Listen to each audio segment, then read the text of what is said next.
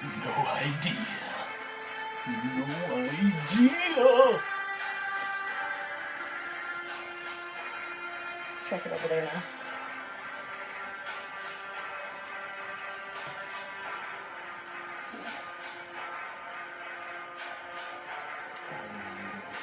Did you hit refresh?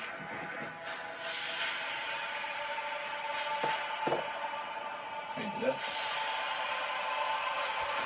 Little butt's gonna be there.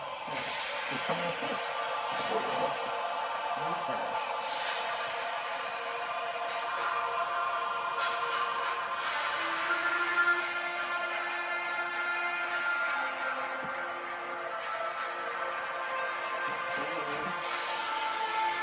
Okay, here you go. We got lots of people talking already. Oh my god. What's up, people? Curtis, Ryan, Nate Strong.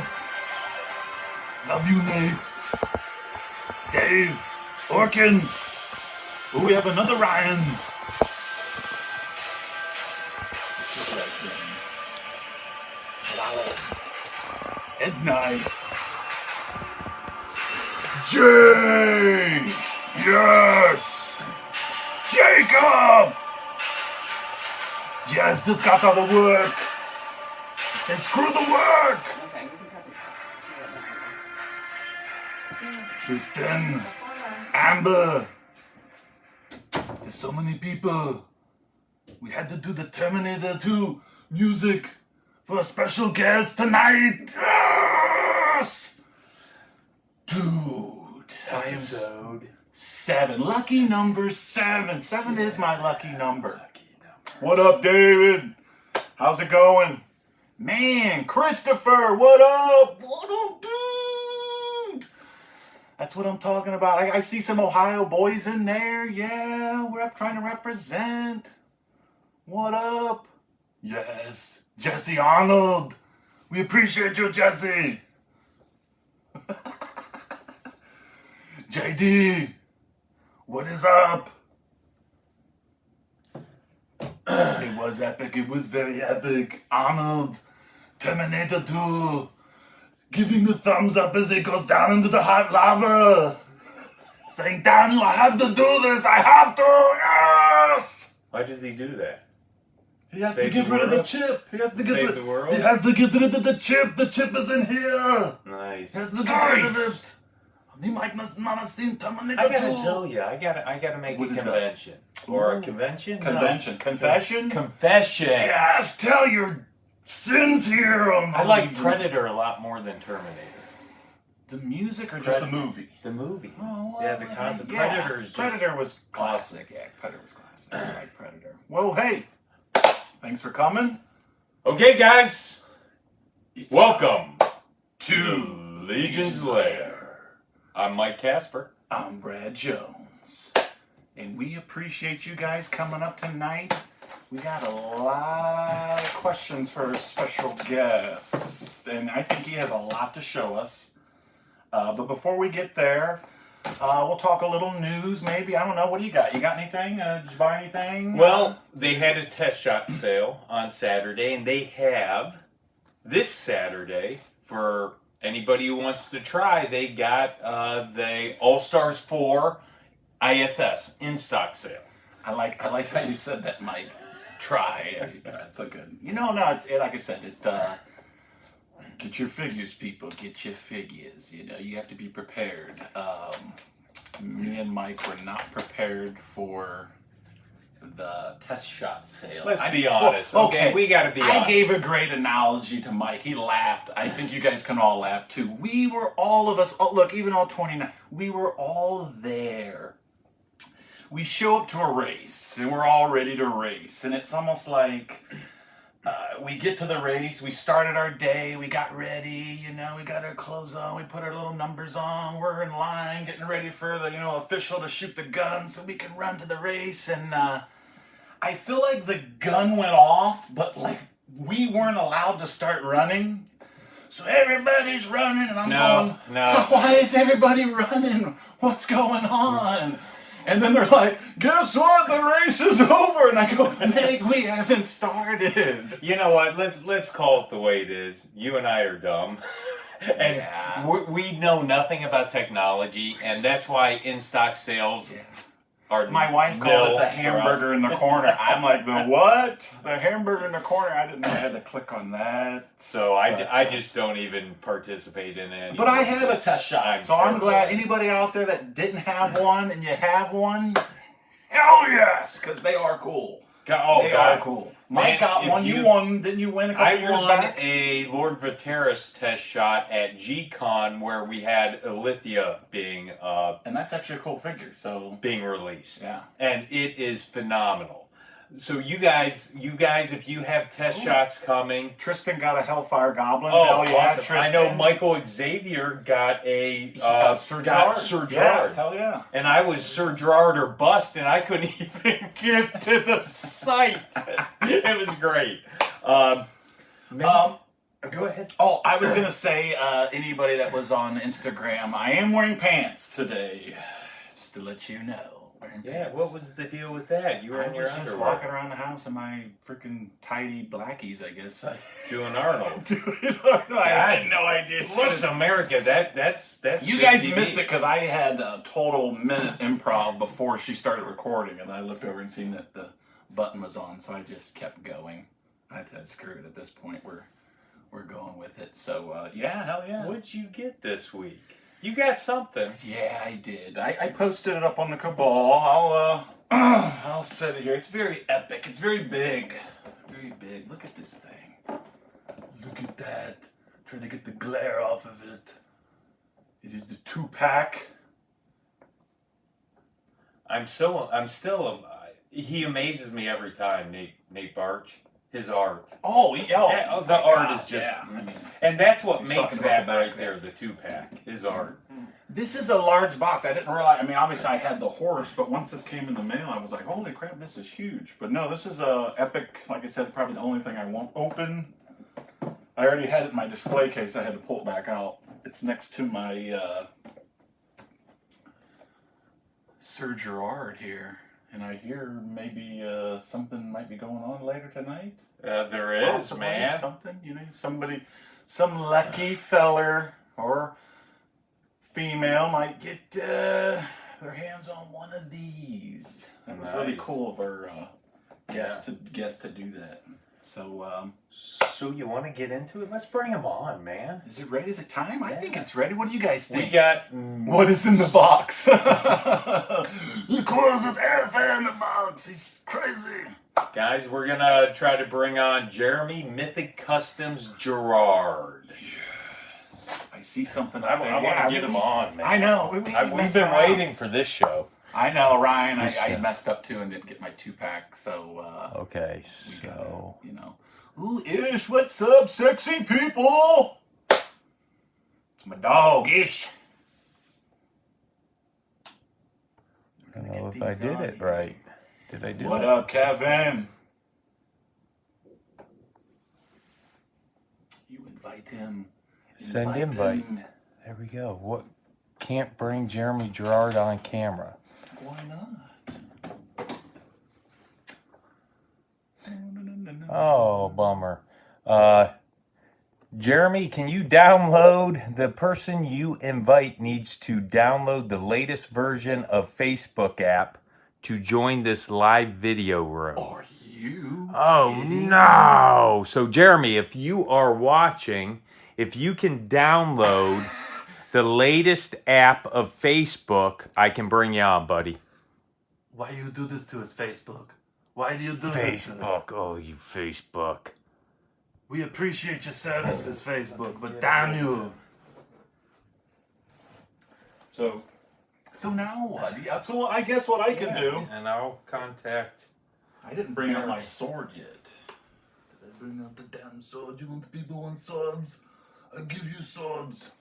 We're going to knight Jeremy while he's doing his thing, getting ready, downloading the latest versions of Facebook. That's what he does. Oh, we didn't even show. We didn't even show this, Mike. Can we show this? get my head in there. Did you see this? It is a beautiful custom that I made just for the show. I even once again hurt myself, made blood.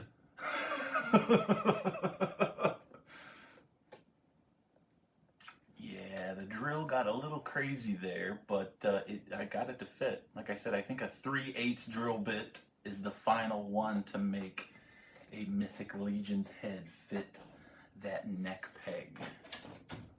All right, I see another invite up in there. Yeah, he's trying to add you guys. All right, I see Oh my God. another invite up in there. Yeah, he's trying to add you guys. There it is. I'm waiting. Oh my God.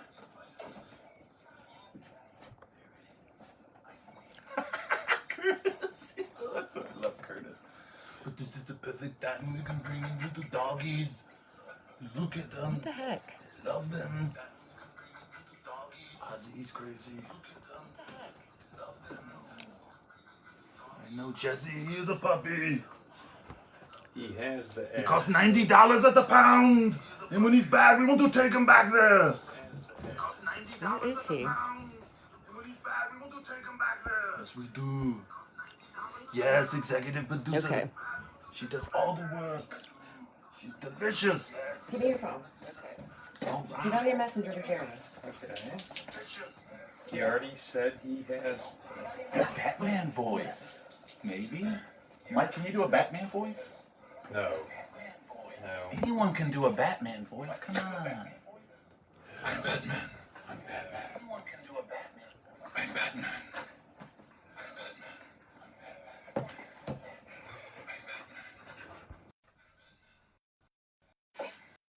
Oh, here it goes. Oh, Yes. he is coming. Oh, here it goes. See, I'm not touching the technology again. That's what's coming. Yes! There we go. Okay, just Yes. sit down. My son did it. Oh, you know Ozzy. what? Oh my God. Just Come on, Ozzy. there you go. The dog. Can you guys hear me okay? Sure Yeah. can. Yes. Yes. What Sorry about about us? There we go. That would be my fault because anytime I touch technology, Jeremy, the shit hits the fan. Doesn't work. It's bad. Bad. So, man, are we excited to have Sir Girard Oh my God. on the I'm show? excited to be here. Sorry, guys. The camera stand thing's not working. Technical difficulty. No problem. It's not standing up. Oh wait. Ah, Okay, here we go. Sit down, Mike. I got it. Good Lord. So we messed everything up. That's all right. We're gonna get it straightened out. You can hear us. We can hear you. Perfect. We're good to go. We're good. As long as you can see us. I can see you as well. Okay. Man, I tell you what, Jeremy, Sorry. the first thing we want to know is how did your adventure go today? Oh, I'm good.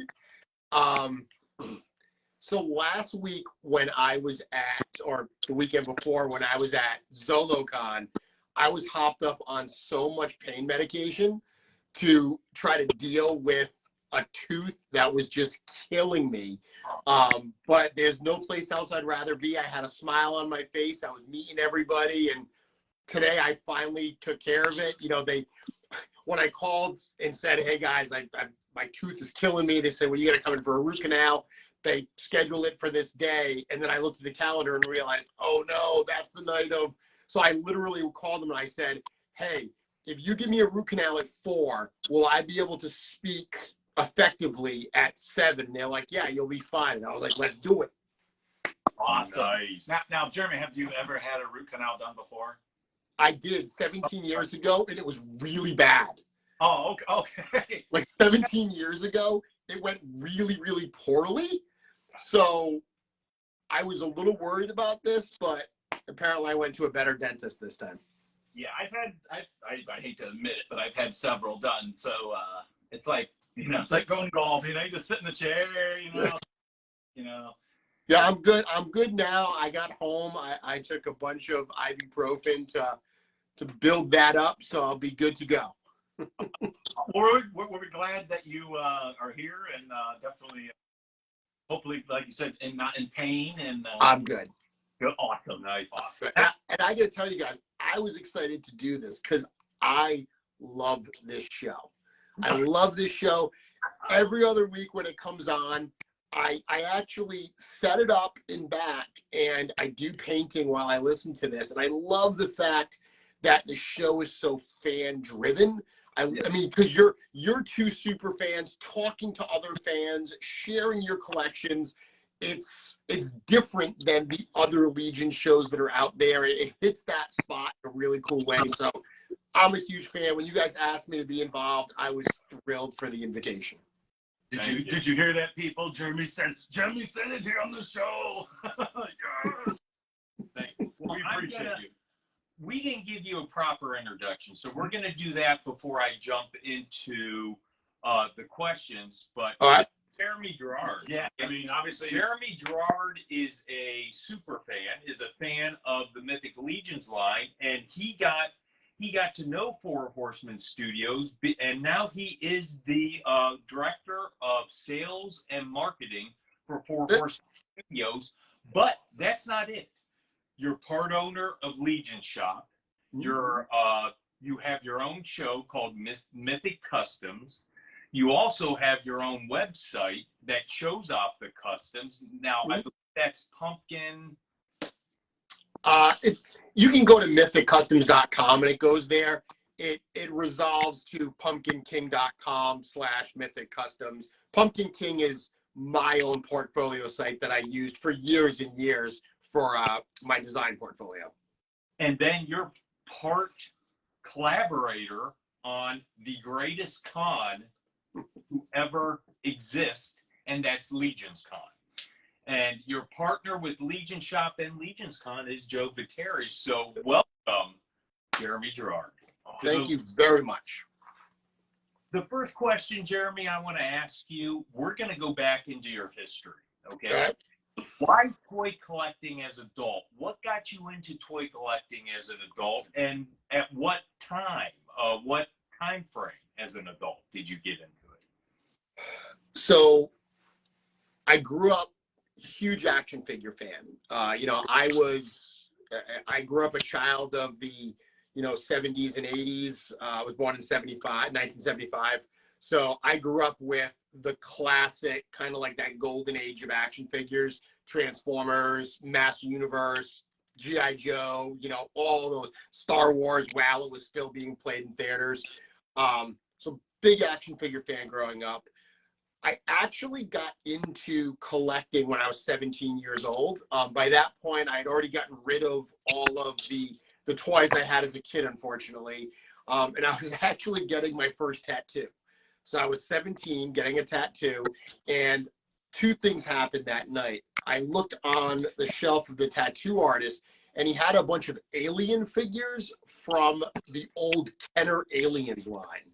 And I saw these things, and they blew me away because they were more detailed than the toys I remembered playing with, and they were from an R-rated movie property. Now, today, that's not a surprise, right? Today, we've got toys from literally every slasher movie and R-rated flick out there.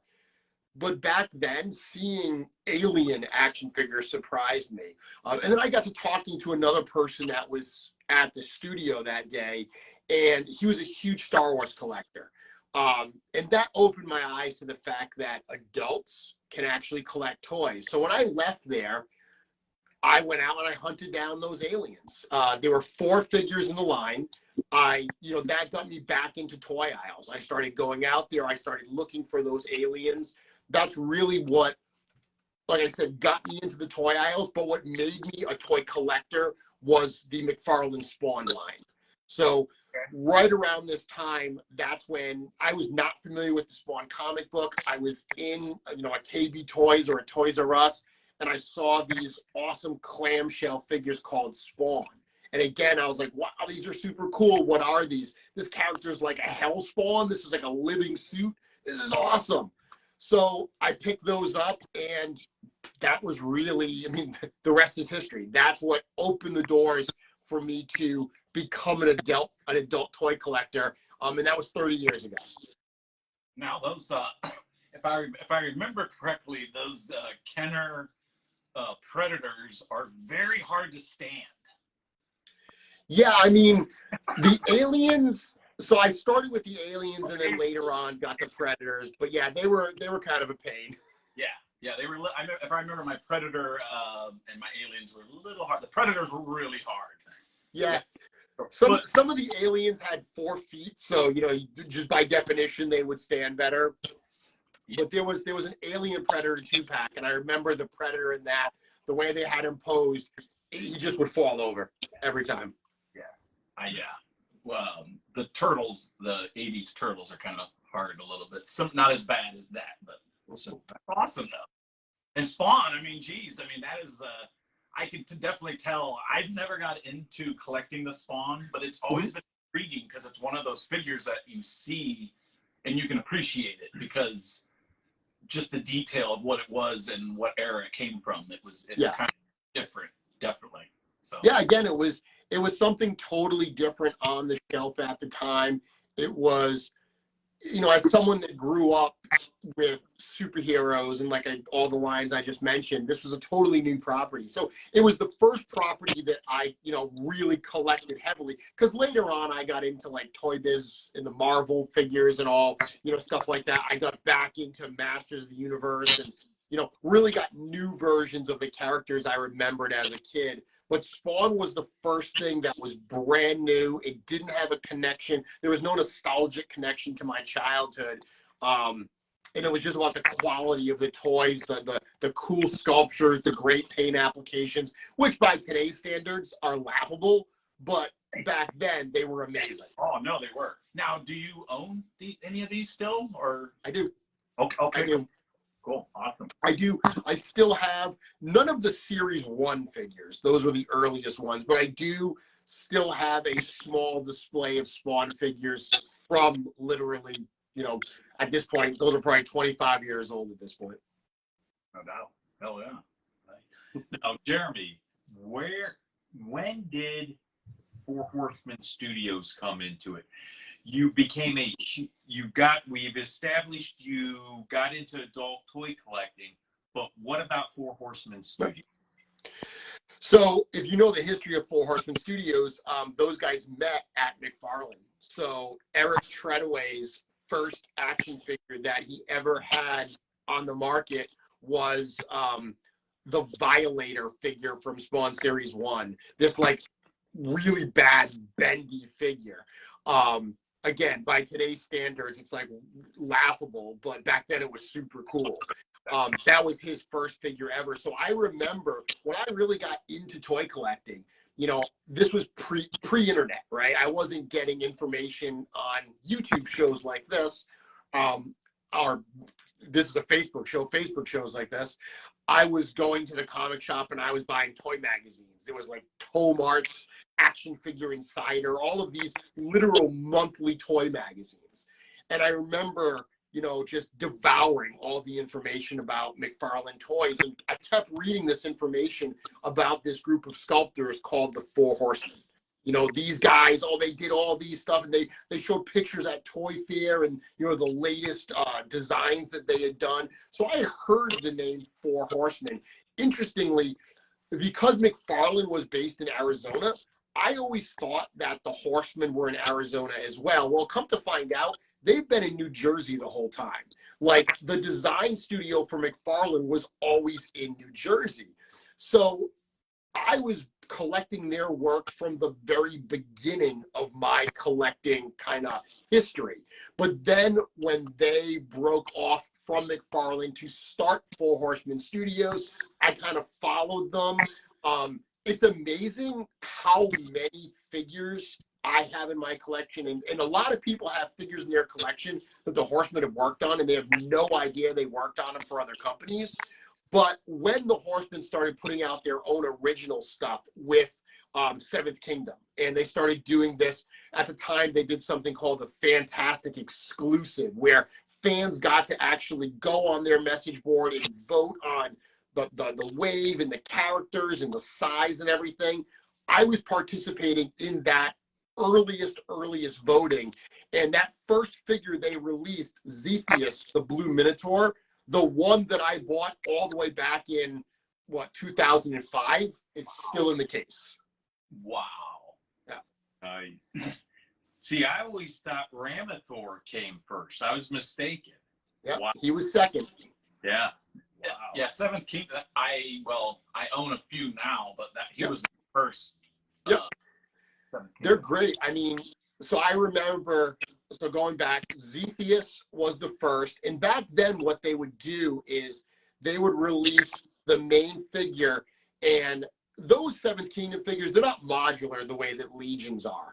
But they did understand the idea of reusing existing tooling to make more figures. So in that early wave, in that Zephyus wave, there was the main Blue Minotaur, and they did a number of other variants. They did a black one, they did an ice one, they did a fire one. When we do the tour later, they're literally all in the case.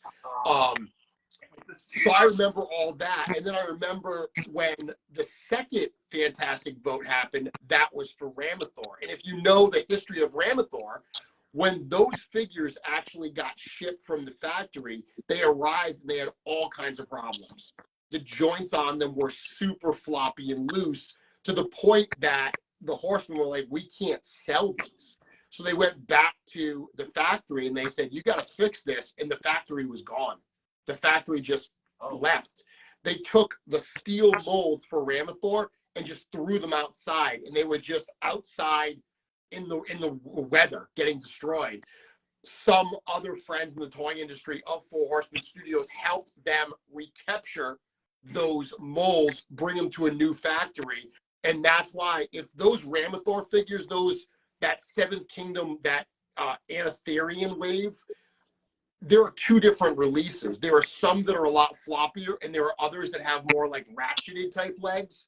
That's the second run versus the first run. Gotcha. This is great. This is. It really This is. is awesome. Now, I noticed with Xethius, obviously him being the first, I just assumed that all the packaging was like his. So when I got Alexandria, yep, she came with like the normal collector-friendly packaging, like a Mythic or yep, Tropical. Yep. And I'm like, wow. I'm like, so I didn't know when they started that, because then it kind of intrigued me more, because I love Xethius because I'm obviously a Minotaur guy, but I'm not going to lie. He's so top heavy. He's kind of hard to stand. And then I wish I had opened him. But then I got him to the point where you have to just get him right, to where he is, and make sure the dog doesn't bump the case. But the figure is amazing.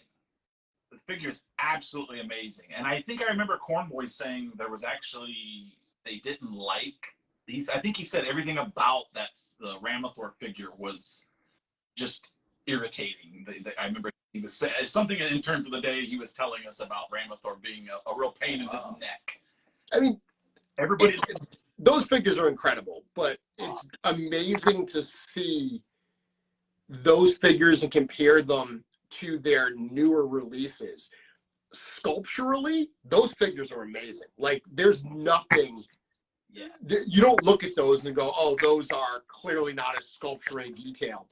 Really, I think where they've made leaps and bounds is in the engineering. They've realized how to make just great, sturdy, well put together action figures.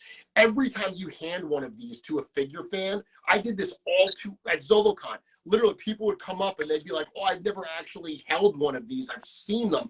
I would literally hand them a figure. Yeah. And you would see their eyes light up because they'd be like, oh my God, these feel wonderful. They move wonderful. That to me is one of the biggest leaps that the studio has done, is just the engineering behind the toys. Well, you can tell too, Seventh Kingdom definitely with the female line must have been later, know. But when I pulled them out, they're amazing figures, stand-wise and whatnot. Yep. Posing, and you just look at them, Akora and all of them, I'm like, they're just absolutely. Yep. But even that line, the accessories on the female wave are terribly fragile.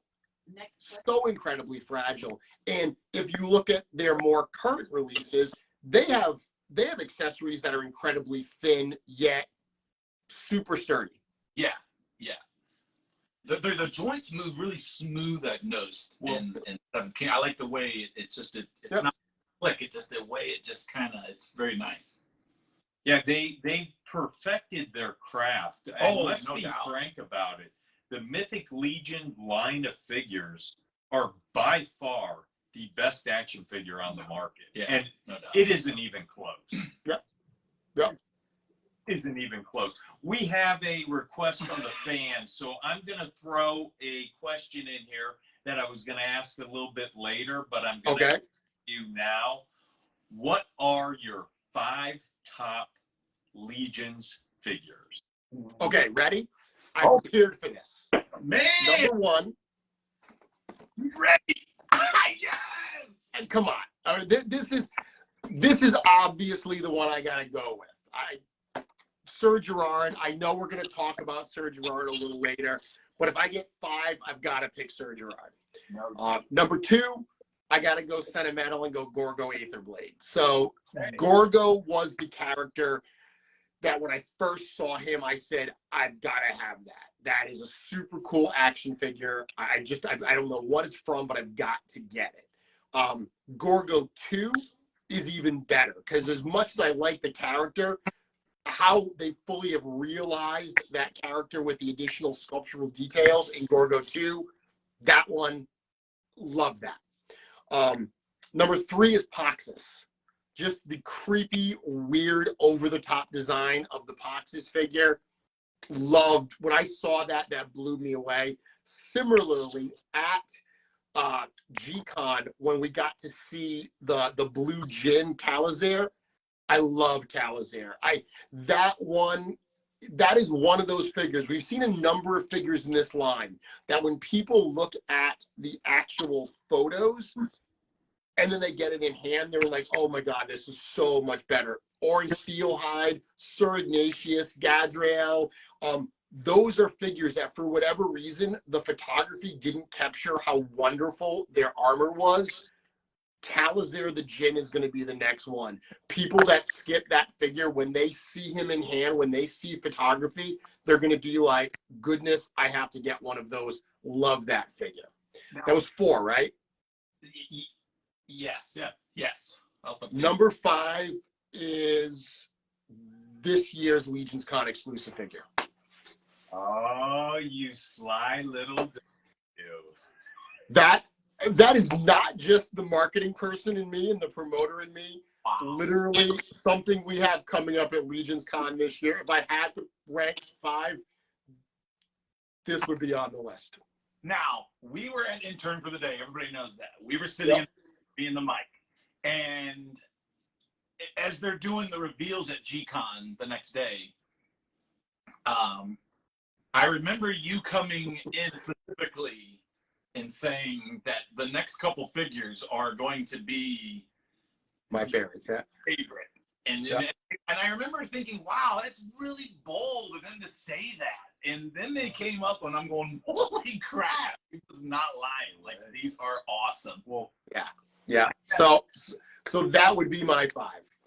Well, I got to ask you, since you mentioned the Legion Con figures for this year, have any hints for us on that, possibly? Well, I have said before that there's going to be 2 different figure sets available. There's going to be one set on the Saturday. There's going to be one set on the Sunday. So we really want to encourage people to come to both days.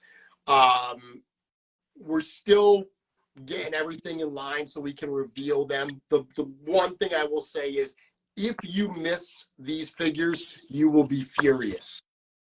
Okay. Well, you'll be furious if you miss these figures. So that's the one hint I'll give you.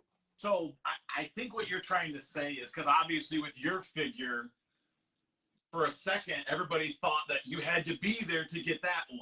And then there was an opportunity that everybody got one. So you're saying there might not be any more opportunities in the future for maybe this one. We at this point. The figures that will be available at Legion's Con, they will be offered in another fashion outside of Legion's Con, similar to the way Sir Girard was. But this year, we're going to make sure the factory does not mess up. A lot of people have literally said that they think that we did it on purpose, that we said that the skeleton head wasn't going to be in the standard edition. I kid you not. If you look at the invoice from the factory, it says Sir Girard one head version.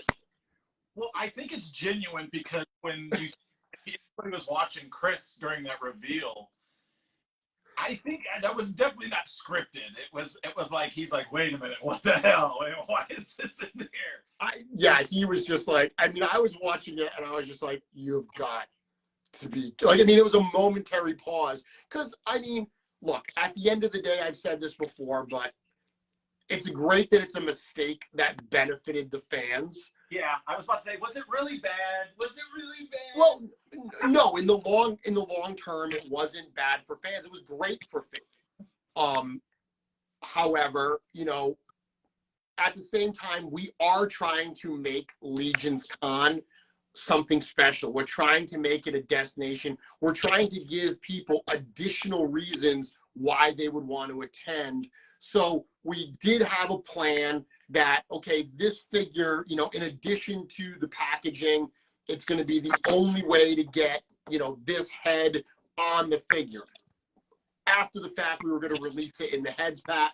So there was a little bit of a sting there, but that's not going to happen this year. There will be some special pieces, some special aspects to the Legion's Con exclusive sets. However, those figures, the plan should be that they will be offered outside of the con as well in some fashion.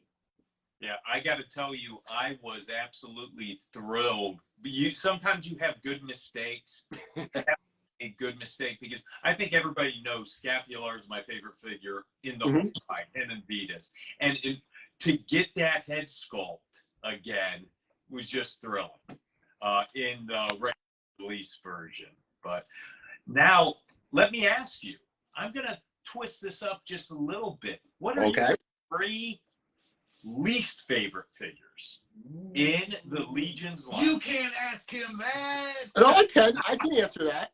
So there are some figures I don't have in my display. I've had every one of the Legion's figures I've had multiple of every one of the Legion's figures in my possession. Gold Skeleton is one that I don't have intact, and I don't have any desire to have it. Okay. I've had it as recently as like last year, and ended up just not wanting it. So I ended up giving it to Joe Viteri because he did want it. I just never understood the Gold Skeleton. I've heard some people talk about it being more of like a trophy or something. There's cool ideas for it, but it was never something I enjoyed. It reminded me back to Spawn. It reminded me of the Spawn figures McFarlane used to do that were literally just all gold. So never cared for that one. The other 2, I would probably pick the Silver Knight and the Gold Knight from the first series. Okay. I don't have either of them, and I mean they're cool, but it's interesting because when that first wave happened, I didn't understand Legion builders because I looked at them and I said, why would I want to pay for these largely unpainted ones when I can get the better looking ones for only a little bit more?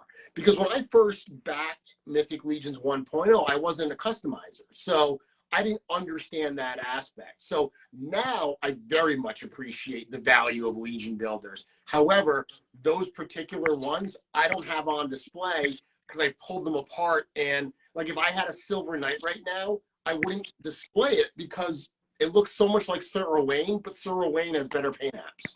So if I had to pick 3, that would be my least favorite. I'd have to go with 3 I don't own in the collection, and those would be them.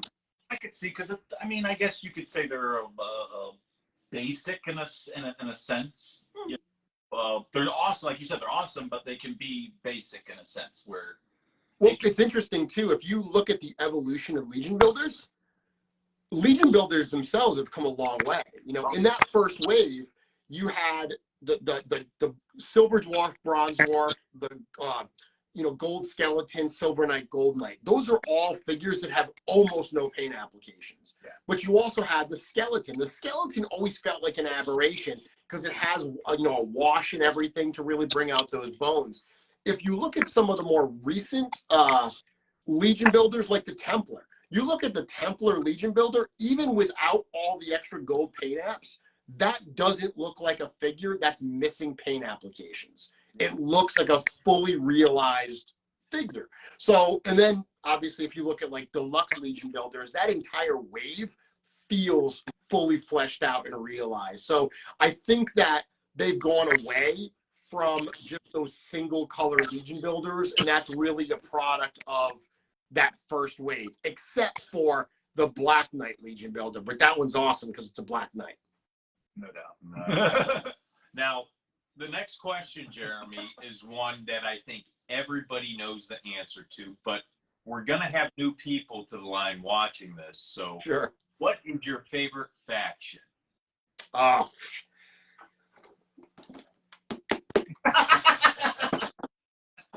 Sons of the Red Star. Yeah, so one of the things that really appeals to me about Mythic Legions is growing up, I was huge into Dungeons and Dragons. Loved, the fantasy role-playing game. I always liked to play like a thief type character or rogue type character. I always liked those characters that they weren't evil, but they most certainly weren't good.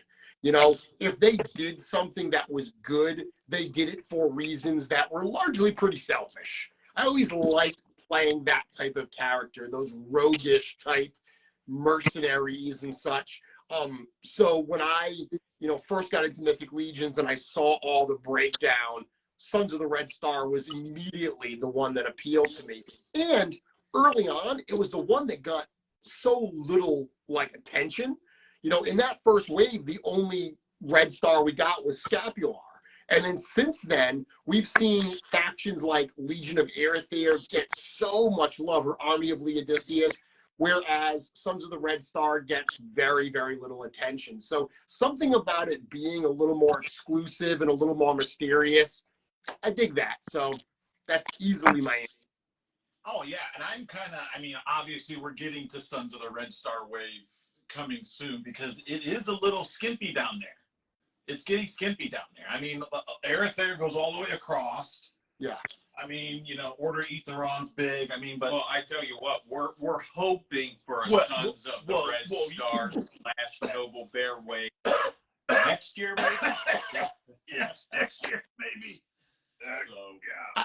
It's funny. Have you heard people talking about, because for those who are watching, obviously at G-Con every year, starting back a few years ago, they've done a Horseman wave. So it started with the Erethyr wave, the Alithia wave. This past year was Poxus. Have you heard people speculating that after this year's G-Con, it's going to end? That with the arrival of the fourth Horseman, that's the end? Yes. Wait a minute, I have not heard that. I have not heard that. A lot of people, they're worried they're going fully cosmic legions, but there's so much content out there. You've said yourself, and I'll let you explain this, that Eric has a ton planned. I love, when I first mentioned that to him, he was just befuddled. He was like he didn't understand why people would think that, because the line has been so successful and so artistically rewarding. That's something that I think a lot of people don't always remember, that there's a business side to this toy line. But this is very much a labor of love for everyone involved in it. They dearly love these characters in this storyline. And the fact that it would be ending at the end of this year is just baffling, so much so that Eric told me about the next 5 years of story arc. And I was just like, boy, we jump in your head. Blown away.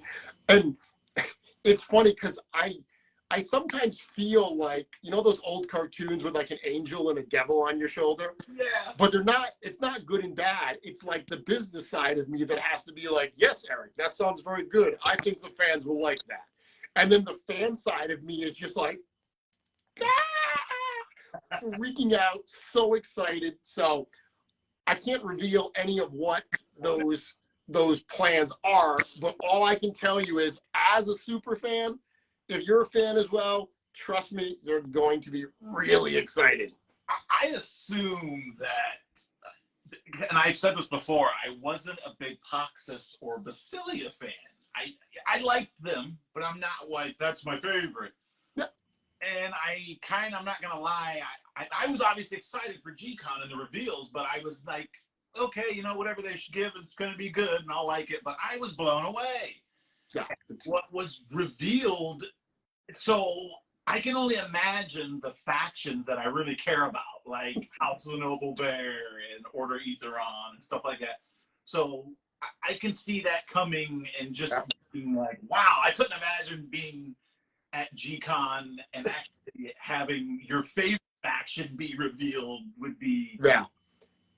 The Knights and the Skeletons are easily the two most popular kinds of figures in the line.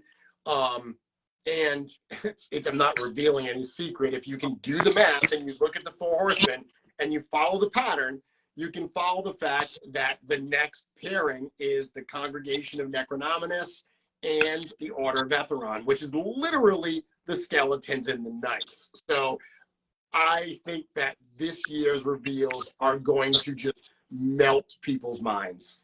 Oh, I'm telling you, man.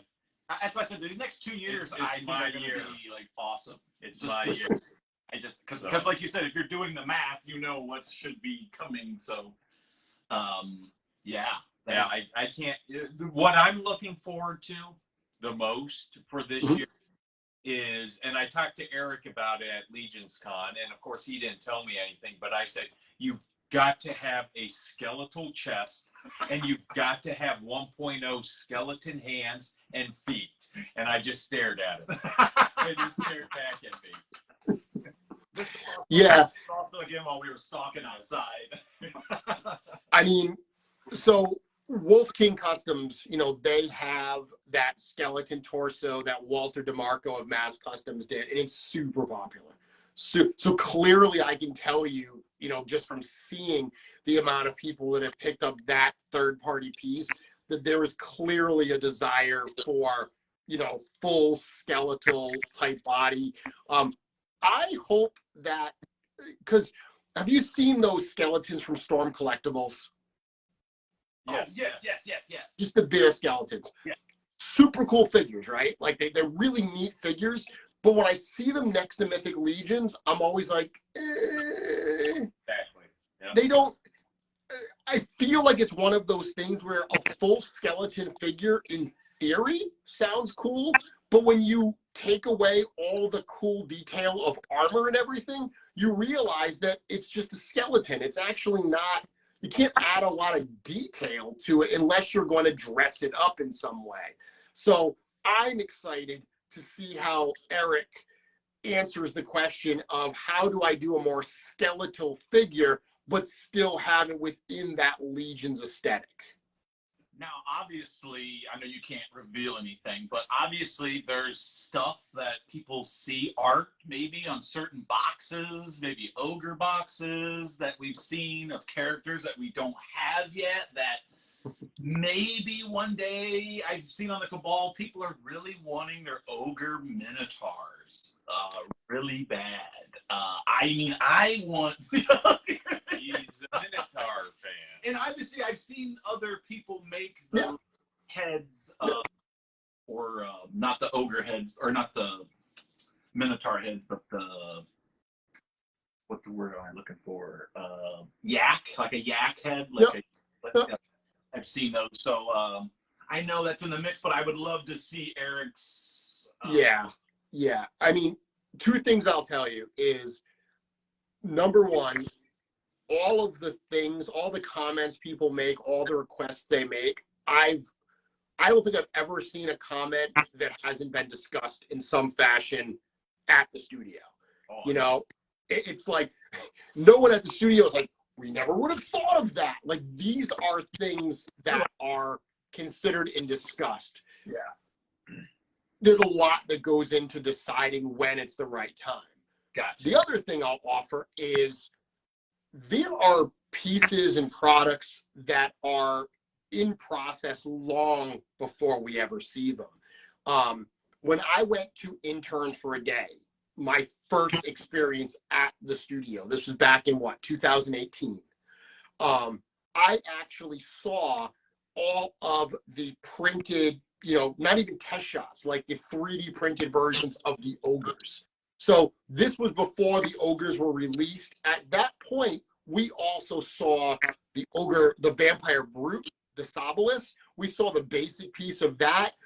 We saw stuff that still hasn't been released yet. We saw Archimedes, the Cyclops. So there's stuff that they have in works, even tooled sometimes. Baron Vologard 2, here's a little bit of trivia. Baron Vologard 2, that head, that brand new head that just came out in the Alithia wave, that was actually tooled. And when I say tooled, I mean the steel molds were cut for that back during Advent of Decay. Wow. So during Advent of Decay, because when they did the first Mythic Legions wave, you guys don't mind that I kind of kick it with some historical knowledge, I guess, right? This is what this is about. When they did the first Mythic Legions wave, the success caught them by surprise.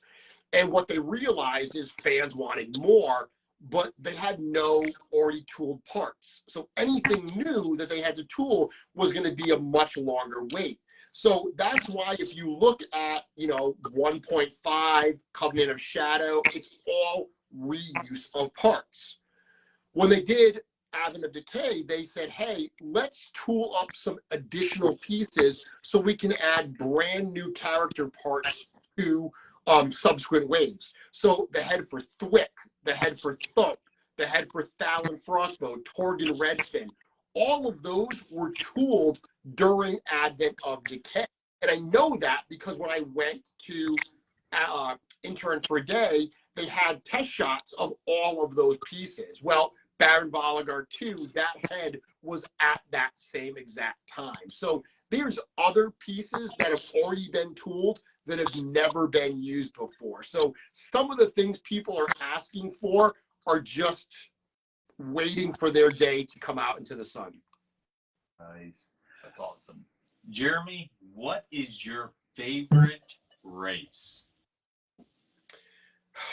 That's a hard one. Wow, the other answers were so straightforward for me. I want to say goblins just because they're super fun and I love the variety of expressions that they've been able to do with the goblins. Yeah.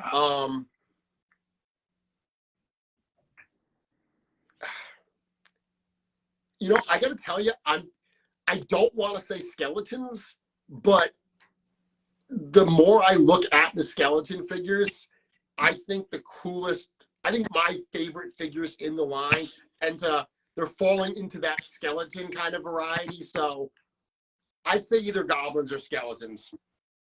Yeah. Mike's happy. Skeletons. Skeletons. Nice. Now, as a fan, Jeremy, you have a very unique perspective as a fan of Four Horsemen Studios because you are the director of sales and marketing for the company. Now, combining the two, can you tell us a little bit about that experience? It's been an awesome experience. So if you know the background, obviously we talked about Superfan started with Four Horsemen Studios, years ago. Back that first Kickstarter have been in the line since the beginning. It was at the second G-Con because the first G-Con I got invited to show off some of my stuff. And then literally, it's funny, the second G-Con was rolling around and I shamelessly saw the guys at ToyCon and cornered Eric and was like, "Hey, are you doing GCon again?" And he said, "Oh yeah, we're gonna do it." And I said, "Can I come?" Like, I literally just shamelessly was like, "I don't have to show my stuff. I have to get interviewed. I want to be there, for be at the studio." So he was like, "Yeah, we're going to invite you. We're going to invite you." I literally emailed a few times to follow up and finally got the invite. When I got there early, and the only one that was there was Jim. So I started just hanging out, talking to Jim. And I forget where the conversation went, but at one point he asked me what I did for a living. And when I said, "Oh, I do like web design and digital marketing," he was like, "Why aren't you helping us with our website?" And I never wanted to be that guy that was like, "Oh, you should hire me to do your work." You know, I loved just being around these guys and being a fan of the line. So I felt so privileged. I didn't want to overstep. But throughout that day, I talked to Jim, I talked to Eric, I talked to Cornboy, and I started telling them kind of the way I would approach this project and some of the things I would do. And I came at it from a fan's perspective. I mean, look, it's no secret. I built the website I wanted as a fan. Yeah. You know, back before the current website, we used to like scour. I used to follow Cornboy's Facebook, just hoping that he would post something. It was a weird time when you consider how much Legion's content we have today. It was not like that back then. So I built the site I wanted to have, and you know, I said to the guys, "Look, I can rebuild your website, but really what you need is someone to manage it, someone to create new content, to be thinking about, you know, how we can keep moving this forward, and keep putting out new stuff for the fans." And they loved the idea, and that's how it started, literally almost 3 years ago now. So when I took the role of director of sales and marketing, literally this month, this is my first month officially on the role. It was an interesting transition because I started with a company I've already been working with for almost 3 years. So it was incredible to be a part of it in some small way over those years as my role's gotten bigger and I've gotten to do more and I've gotten to, you know, bring my perspective. It's been a great ride. And that's what I try to do is, you know, I try to see both sides. I understand. I mean, I've spent my career helping other businesses grow. So I do approach it from a business standpoint, but as a super fan, I approach it from that perspective as well. And I can, you know, tell them what I would like to see and what I think the other fans want to see as well. So just being around that is incredibly cool. I say for this entire month, literally, I've done nothing but talk about toys, and it is quite literally my job. Now, David Carbuca, he says, "Source Horseman is gorgeous." And Thank you very much. I agree with him. And I know there's probably people watching who text me here in Ohio all the time about stuff about, and I go right to Source Horseman. So I go, it's not me. I'm literally just going to Source Horseman and telling them verbatim what is there. So I go, sometimes I look good when really it's you making me look good. I Happy to do so. Thank you. I got into the line right about a month before you took over SourceHorseman.com. And Yep. I was utterly lost. Yep.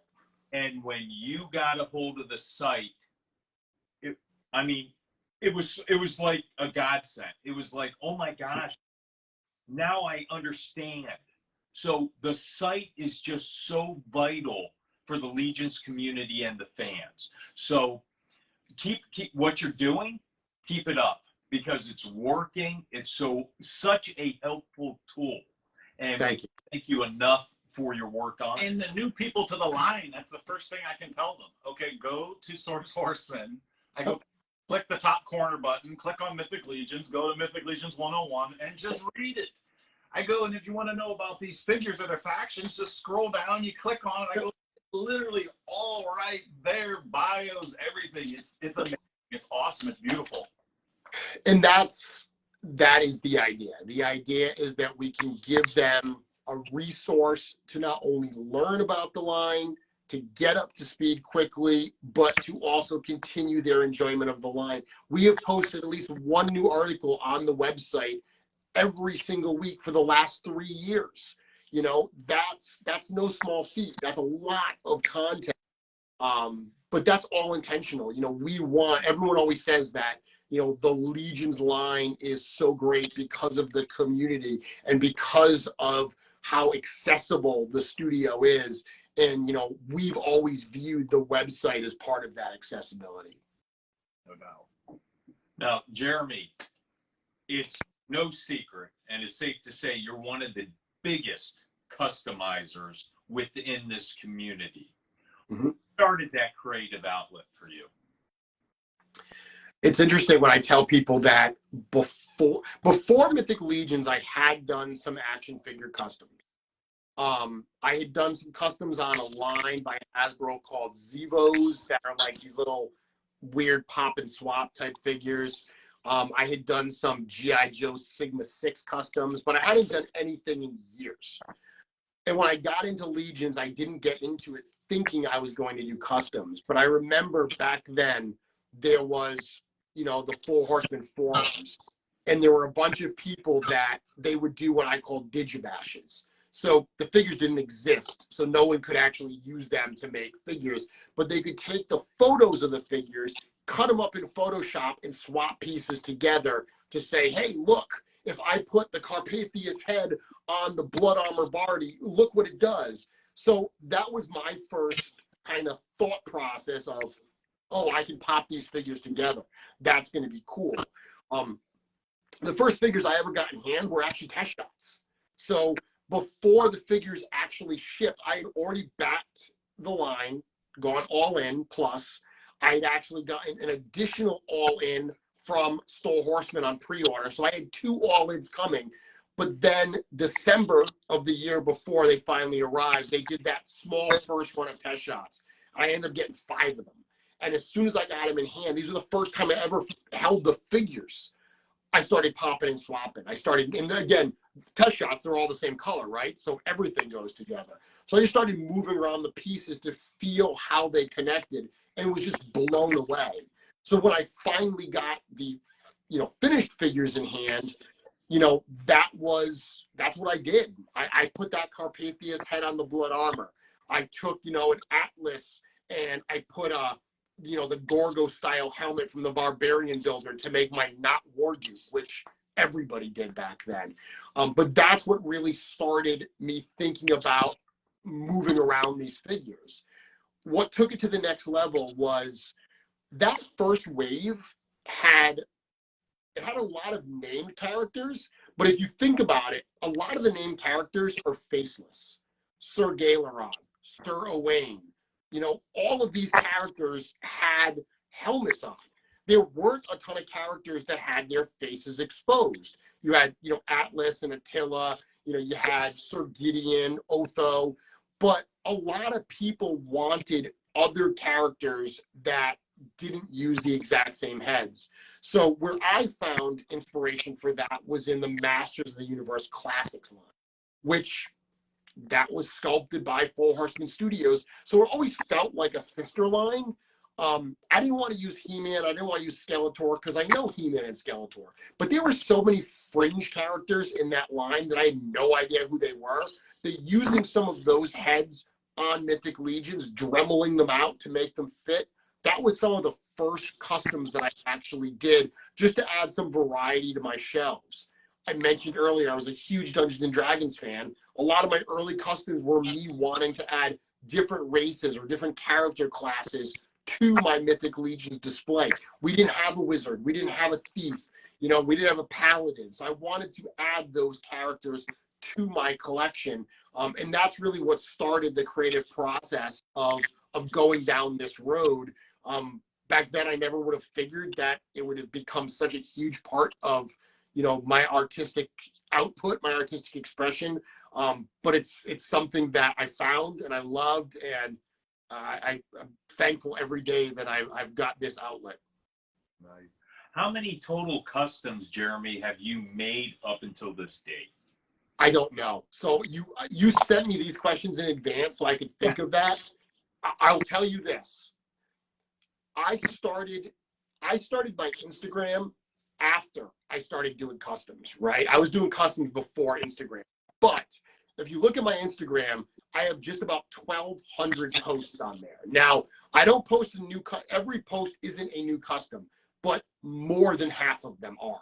More than half of those have to be brand new customs I've never shown before. And I've also done a fair amount of commission work and stuff that I've done just to sell at shows and stuff.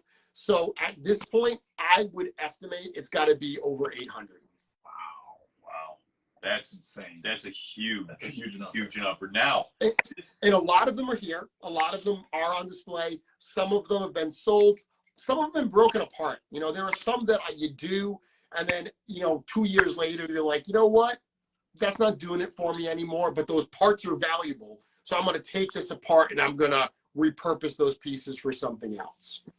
now, out of those 800 or so, what is your very favorite custom? I know it's like picking a favorite child. You just can't do it, but can you give us one that speaks to you the most? Again, the sentimental one would have to be the first Kitsune Fox that I did. That, you know, when we talk about starting you down a path you didn't expect, doing that Fox, that was the first 3D printed piece that I helped design. I did it purely for my own benefit, never intending it to be sold. The amount of people that have bought that Kitsune Fox and display it in their collection, whether they've bought a painted one from me or whether they've, you know, purchased an unpainted one that they've done, or I even sold full customs. It blows me away to think how many people have brought that figure into their collection. That one would have to be sentimentally the most important one I've done. The one I did recently, if you saw the troll head that we debuted at ZoloCon, the one that has the goblet riding on it, that is probably technically the most impressive paint job, detail work that I've ever done. And the fact that I did it in like 24 hours, that's another one that sticks out in my head just because it was such a marathon, exact opposite of a marathon. It was a sprint. It was a crazy sprint of a project that the end result was so much better than I thought it was going to be. Wow.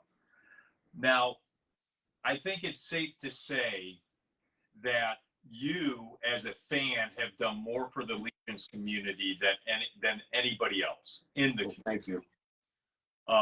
And I think I speak for all the fans when I say this. We appreciate you and we thank you.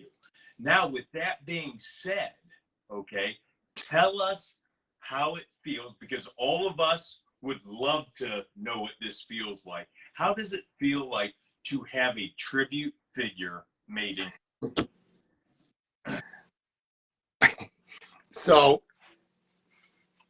when Eric Treadaway called me, it was March of last year. It was just about a year ago now.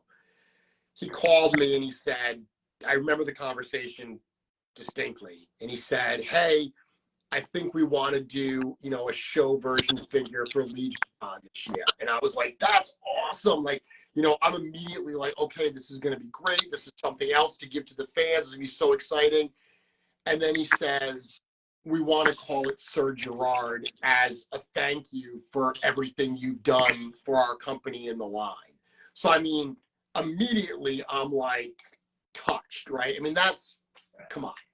That, from a sentimental standpoint, we all, any of us that help others out in any way, we may not do it for these things. We may not do it because we want the accolades or the appreciation, but it feels good when we're recognized, you know?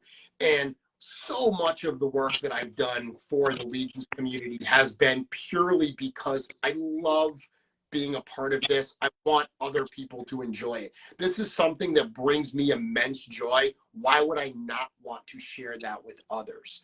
So being recognized for that was absolutely incredible and incredibly touching. But I've said that as cool as it is to have my name on the front of the package, like, that's super cool. What I honestly was more excited about was when Eric followed up that comment and said, "What do you want it to be?"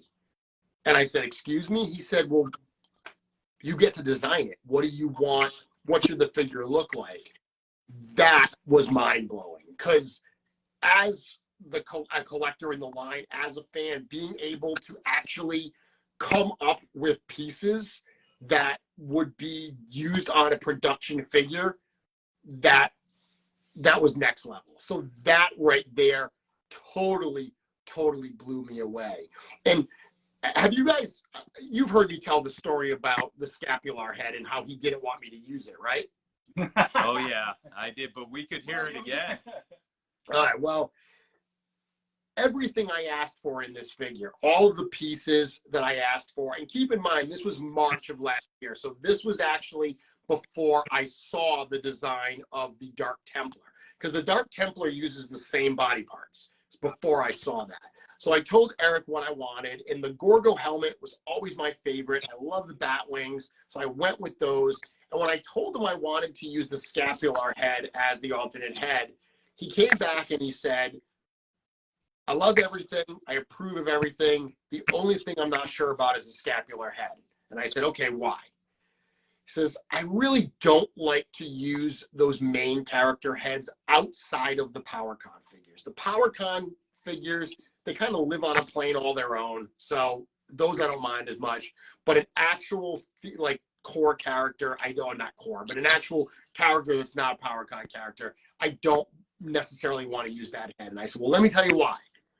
And when I told him that I wanted to make the character a changeling that was working with Lord Vatyrus to try to overthrow Scapular the Cryptbreaker, because if you looked at the Vatyrus bio, it talks about the fact that he's secretly plotting against Lord Vatyrus.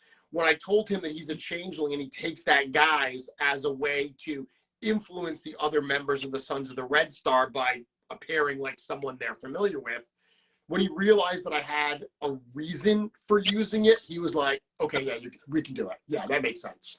So he approached it from a creative standpoint, where when I gave him a reason why it made sense to do it, he's like, "Okay, this is not just using the head for the sake of using the head. There's a thematic reason." So he was down with it. So I always like telling that story. It's a fun story for me to tell, but Awesome. yeah, incredible feeling to get the figure. When I actually got it in hand, it was indescribable. When I actually got this shipped to me, to be able to hold this and see it was pretty special. Nice. Jeremy, can you explain to the audience what the show Mythic Conversations is and your involvement with that? So Mythic Conversations is my weekly Legions focused show on my YouTube channel. It's youtube.com/Mythic Customs. I've been doing it now. I think we're on episode 84 tomorrow. And I actually did a bunch of episodes before we moved to YouTube. So the numbers are a little askew. But it's basically just something I started doing. I did an interview a couple years ago with a group called Breaking the Mold. The Realm of Collectors. They have a show called Breaking the Mold, and I did the show, had a great conversation with them, much, like I'm enjoying this one, but I couldn't see the comment. So after the show, I went back and watched the replay, and there were all these super cool comments that I wished I could have addressed. So wanting to be able to do that and have more direct interaction, I started doing a weekly show, and I did the first one. I was just like, "Hey, I don't know if I'm going to do this, but I'm just having a conversation with you," and just kind of sprang from there.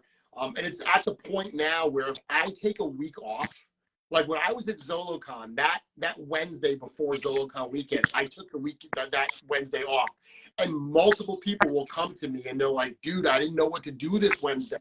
I had no Mythic Conversations. You're part of my weekly routine. You're in my house every Wednesday night." So the fact that it's caught on and found that kind of an audience is incredibly touching and cool. And I love doing it. I love talking about this stuff. So no end in sight. Awesome. Now, Jeremy, can you explain Legions Con and what's your involvement with that?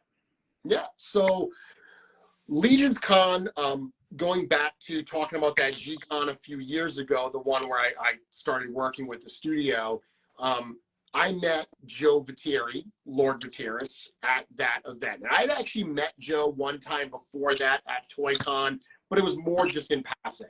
I got to talking to Joe a little bit at that event. He was looking at my customs and talking about stuff.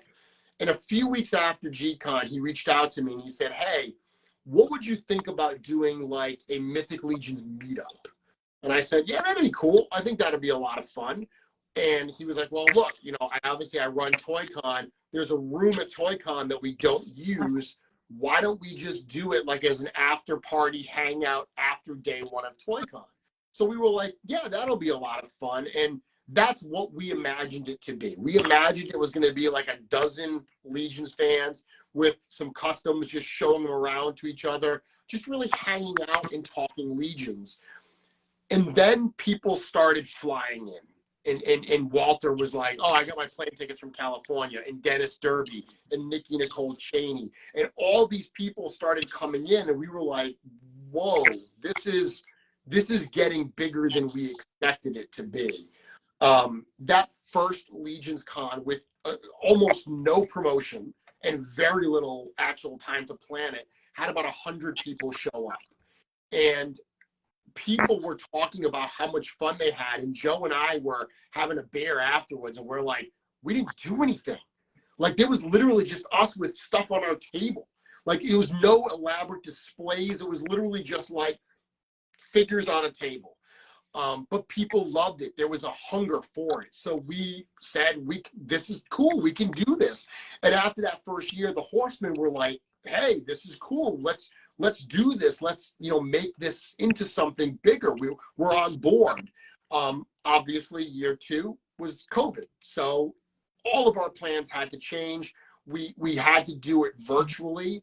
But I actually think that might have been a good thing now that I think about it, because we needed that time to grow the idea. We needed that time to grow the community for Legions Con Live, what we did last year, to finally get to that point. And even last year, there's a lot of stuff we wanted to do that we could not execute on because of it only being one day, because of the space that we had. So bringing us to this year, 2022, everything that is, you know, happened has built up to this point where we can finally do the Legions Con we've always imagined. 2 full days, big showroom floor, breakout rooms to have some intimate workshops, multiple show version figures. It's going to be incredibly exciting. So once again, just like I said, when I built the website, I built the website I would want as a fan. When we plan Legions Con, we plan the kind of event we would want as a fan. And working with Joe is awesome because Joe is a consummate show promoter. So there's a lot of stuff that goes into running a show that I don't understand. Joe gets all of that. What I understand is I know the community. I know the artists. You know, I can reach out to everybody and I can talk to them about what they're going to get, what we're going to try to do from an artistic standpoint, from a marketing standpoint, from a presentation standpoint. So it's a really good relationship. And based on the feedback we got from last year, we've got something pretty special here, and we're excited to grow it this year. Nice. Now I blame the freaking bingo night for us not having 2 nights in a row. That's what it was. It was the bingo night, right? The old ladies. Those old ladies in the bingo. That's what it was. We couldn't get the room because of bingo, so we had to do just that single night. It was still great, though. We Yeah. are It was awesome. excited for Legions Con because we have an announcement to make. And last year, Legion's Lair, last year we went as total fans, and everybody we met, they were the salt of the earth. They were amazing people. And I tell this story. I was so apprehensive because what I do for work, I'm around people who don't like me, to be frank. They don't like me. and because I enforce the laws, stuff like that. Mhm. But Mhm. going out and seeing you, because or all my friends online, I'm like, okay, they're this way online. I hope they're this way in person, and they were 10 times better in person.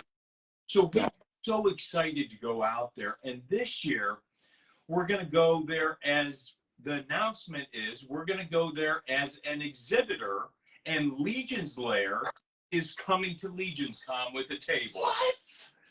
What? Arnold's going to be there! Yes! I'm going to be there with Jeremy! Yes! You just I just knighted Jeremy! With you, Sir Girard, I knight you! and we promise the sword will be there too. I will bring the sword! Yes! But what we have planned is we're going to go live on the Cabal for about an hour in the morning the first day, an hour in the evening the first day, or the afternoon. And we're going to just interview fans coming up to the booth. And we're going to allow people on the Cabal, fans on the Cabal, to meet other fans that are at the convention. And we're going to do quick interviews with as many fans as we can get. And then on Sunday, we're going to do the same thing. Do it That's all. awesome. So That's awesome. And Brad's going to have a ton. Oh yeah, I'm gonna bring. I'll bring all my Arnold heads that I display for the show. So I don't hurt my fingers hollowing out these NECA heads. So we're excited, man. Oh man, That's awesome, and that's going to be a great addition to Legion's Con as well, because like this past year, people want us to bring it to them. If we totally get that not everyone can make it out to the show live, so we want to be able to bring a broadcast, but it's hard. I mean, it's hard to be running a live show and dealing with everyone who's there and still be able to broadcast something of any value, globally. So the fact that you guys are going, and that's a key part of what you want to do. Like I said at the start of the show, I love the fact that you're so fan focused, that you're talking to fans. So being able to do that from the showroom, that's going to be exciting. There's only one rule. One. What's that? Legion's Con is Saturday and Sunday, right? Friday night is setup night. So as exhibitors, you guys get to come in Friday night. That is closed door. That is no camera. Everything that's in there, what happens on setup night stays at setup night. So that is going to be, that's the true secrets, where that's going to be the place to be. So that's the only thing. You'll have to keep that on the DL just to yourselves. Now, I think we can do that. Now, we might even throw in, because, obviously we're going to be there Saturday and Sunday, but we're going to be there, Wednesday? So we might throw in something. We might do something special if we end up finding a fan Wednesday or Thursday and Friday. We might. Are you going to come? Are you going to come out in front of the studio and take pictures again in front of the sign? I think it should be a tradition, so I'm thinking we might just do that again. Tell you the truth, Jeremy, the thing we both said we wanted to do is on Wednesday night, we thought about early before you do your show to have a little Legion's Lair show right outside the studio, depending on weather, and set up someone for a quick interview, maybe a half an hour interview. We could do that too. That's why I said so there might be more coming as we find out more information, and we'll throw some stuff out there. But yeah, we're excited. But yeah, we know where the studio is now. We know how to get there. So that's You know how to get there. We can't keep you away now. Now, Jeremy, can you explain to us the last of the actual trifecta, okay? Can you explain to us what Legion Shop is and what your involvement is with it? So after that second Legion's Con, the virtual one, my partner Joe Viteri reached out to me and he said, "How do we grow this?" Now, the idea of Legion's Con, I love Legion's Con now being paired with G-Con as part of this mythic weekend, because we've always said that G-Con is about the studio, Legion's Con is about the community. So in that spirit, Legion's Con was always about, shining a spotlight on the incredible creative community around Legions, the artists, the photographers, the 3D printers and sculptors, the painters, all of these people that are doing such cool stuff. Let's bring them in. Let's give them some spotlight in the same venue where the actual toy creators themselves are exhibiting their stuff. I mean, that's super cool, right? So that idea, we said, well, this customizing community, this 3D printed, parts community and soft goods community, there were so many companies popping up. At this time, I had already been working with Wolf King Customs for quite some time, but Len and Wolf King have a very specific, group that they work with. I said there are so many other small artists out there, and they're struggling to get their work actually seen. They're struggling to get their work sold because people may not know who they are, so there's a trust issue. Or they're like, you know what, they have this one piece. I don't know if I want to buy just that one piece. They want to be able to have that one-stop shopping. So we said, why don't we give them a place where they can do it, where we can bring it all together under one roof. We can give Legion's fans the ability to order parts from all these different artists. We can, help coordinate that. When you have a 3D printer that can't paint, we have painters. We can get those parts painted and have them offered for sale. We can provide a resource to artists and provide a community, a place for the community to buy these awesome products. So that was the idea of Legion Shop. Just like Legion's Con brings together the community for a live event, Legion Shop brings together these artists to have a vehicle that they can get their products into the Legion's market. The fact that it's being run by two people, Joe and myself, it's Joe's company. Joe owns Legion Shop. I really act as art director. So I get to work with the artists and make sure that what they're doing is in the spirit of Legions. I've seen some third-party parts out there that aren't in the spirit of Legions. We're not going to carry those, because we want everything we carry to feel like it accentuates the line, it adds to the line. It's in the spirit of what Four Horsemen Studios have created. So that's what Legion Shop is. It's been open for just about a year now. We opened last April, and the amount of support that it has received in that short time has been mind-blowing. Super, super cool. Literally, thank you to everyone that supports both Legion's Con and Legion Shop. You honestly, like I said, Joe and I, it is very much a labor of love. It is very much part of us giving back to the community, but the success that both the con and the shop receive allow us to keep doing it and keep providing this resource and this entertainment venue for our fellow Legions fans. Nice. Jeremy, would you be kind enough to show us your lair, your Legion collection? Would be happy to. It's going to take a few minutes. Is that okay? No, yeah. Oh, yeah. Now, let's set some ground rules. You don't just want to see Legions, right? You want to see everything? Whatever you want to show. Whatever you feel comfortable, I'm sure everyone will be happy to Okay. see whatever you want to show. Let me ask this. How are we doing for time? What time is it? It is 8:28. All right. I'm cool. I'll show everything. It'll take a little while. After I'm done, if you guys are still available, I'm happy to sit back down and answer more questions for the audience if they want to do that. We're going to have audience as if you're going to ask you some questions as you're showing us some stuff. Sure. Okay. So I'm going to put that there. Let me flip this around. So when you come in, actually, let me move this chair. So I'm in my basement right now. When I moved the toy display into the basement, I really liked it because when I used to be on the first floor, if you jump too hard in the room, stuff would fall. But being in the basement, you can jump as hard as you want. So as soon as you walk in against this, I'll flip it around.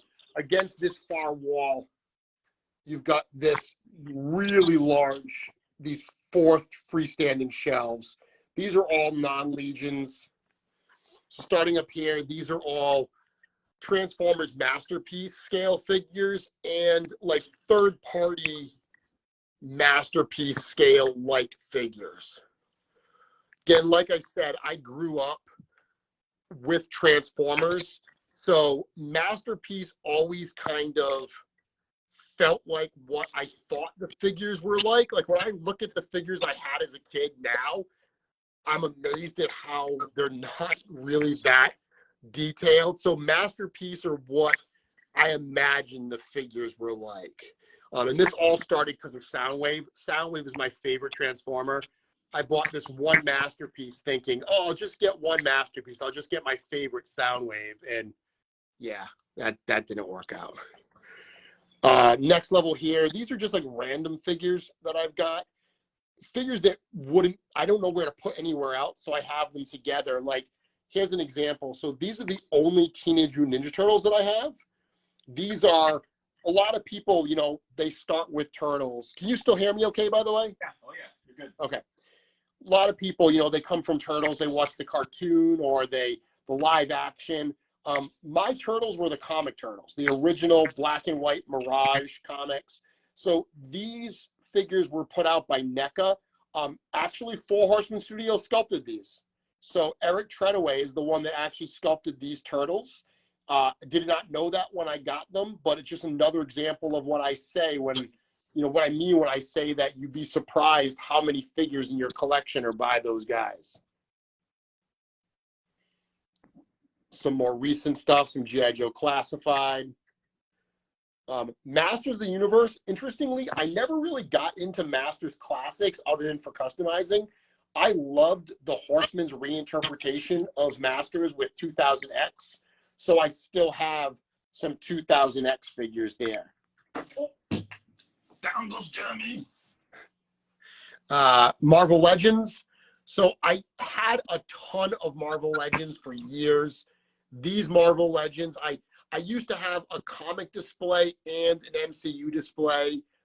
I now kind of broke it down. It's really just MCU now. The only comic characters I have are things like the X-Men, because they don't have, at least yet, a corresponding MCU version. And I go over here. That's the big giant HasLab Sentinel. And then we were talking about Spawn figures. These are actually the Spawn figures. The only newer one here is that actual Spawn. That's from the Kickstarter. Everything else, these are all figures that I've had.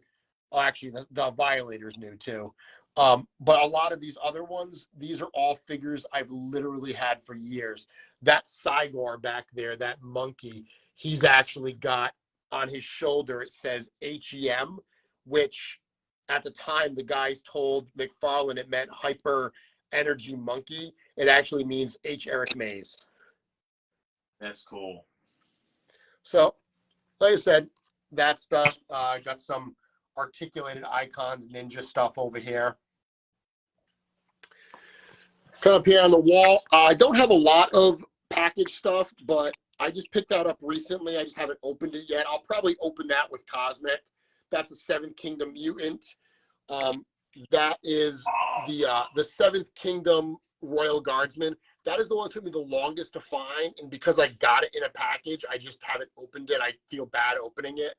And this one here, Magma Core, that's another old line from Four Horsemen Studios that it doesn't go with anything else I have. So once again, because it's in package, why open it? Going over to the Legions, actually, this is some Final Fantasy stuff. Never played the game, but just always thought the figures looked cool. And then we get to the Legions here. So everything in my Legions display is by theme. These are all my, you know what, let me see if I can open this. These are all my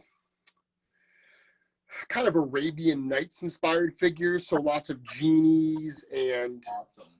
you know, characters like that. Holy More Asian kind of style figures. These are some things I've posted recently. My this wonderful head. Speaking of Legion shop, these are heads. These Oni heads are pieces that Tristan from Immortal Collections did and Carlo painted. These are a bunch of, I did these samurai style customs. I called these my Mythic Shoguns. And there's a variety here. It's got like this big orc. Oh. Dude, that one's cool. I don't know if I'm going too fast, but if I don't go with some kind of speed, we'll literally be here for hours. Oh my gosh. And then down here, little sneak peek. I'm going to talk on my show tomorrow night about Mythic Legion's monk customs, and I've got a couple monks in here. Okay. See, looks like a Urzok head in there. That's actually, the one right there. Yeah, that's an Urzok head that I painted. Gotcha. Oh, that looks cool. Okay. There's a couple random things up here. Let's see, bird. Oh, Mike needs that bird right there. I do. That's his last bird. Bubatros? Yeah, it's his last bird he needs. Anybody got a Bubatros? That's the So one. some of my more like winter theme customs here.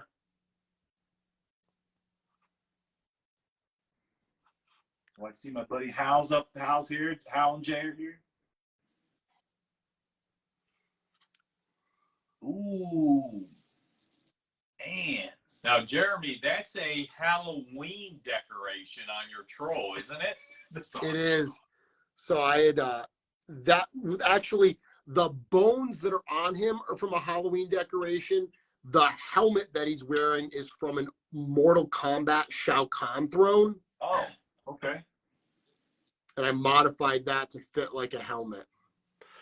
And then down here, these are actually fun. So these are my, I don't know if you've ever seen these. These are my Star Wars tributes. Oh. So Boba Fett and IG-88. I did all the bounty hunters as like Mythic Legion style characters. Wow. Dude, I got to tell you, Jeremy, your Boba Fett's my favorite custom ever. It's fire. Well, thank you so much. Then just some random stuff up here. Okay, hang on. These I did, I call them the seasonal sentinels, where I wanted to do, their summer, spring, fall, and winter.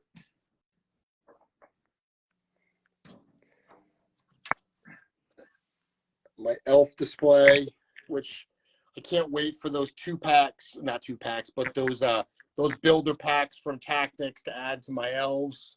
There you go. Woodland characters. If anyone has any questions, just hit up these guys. I saw that. It says, what did my wife say about my hobby? My wife loves it. It's my job now, but my wife has always been incredibly supportive of my hobby. When I met my wife years ago, I was collecting, and she used to come on toy hunts with me. So she's always been super, super cool and supportive. She'll actually be at Legions Con this year. There's one Sir Girard. There's a couple of them bouncing around. Brad has a similar story, man. Lauren is with him. I mean, he's been going months all the time. Yeah, that was our thing. That's what we used to do. We don't go on as many. We still go to the antique mall because that's kind of like what got us started collecting. But me just buying nothing but Mythic Legions now, it's hard to go on toy runs at other stores. Yeah. Yeah, the days of going to the toy store to hunt out toys are kind of gone. Yeah, I used to do it, like I said, every weekend I would hit these stores up and just do a toy run, and now it's like I don't. So these are my G.I. Joe themed customs. So we got Baroness and Zartan, Cobra Commander, Destro. Oh my gosh. Sometimes I do things like that literally to scratch an itch, because I'm just like, hey, I wonder if I can do this. Yeah. Hey, Jeremy, we got J.D. Gibson. He has a question. He says if he brings his Power Concert Girard to Legion's Con, will you sign it? Absolutely. Now, Jeremy, here's a question. Whatever you give away earlier, or give away here in a little bit, are you going to be signing that one as well? If the winner would like me to sign it, I would be glad to do so. Awesome. Awesome. Yes, we all got ours signed at we got a picture. Jeremy was, There he is. oh boy. Hide him. Hide him. Yes, Templars. Ooh, I see some cool ones in the back there. We got a Walter Hagen question for you. Walter. Is buying Mythic Legion work expense for you? Yeah, sure.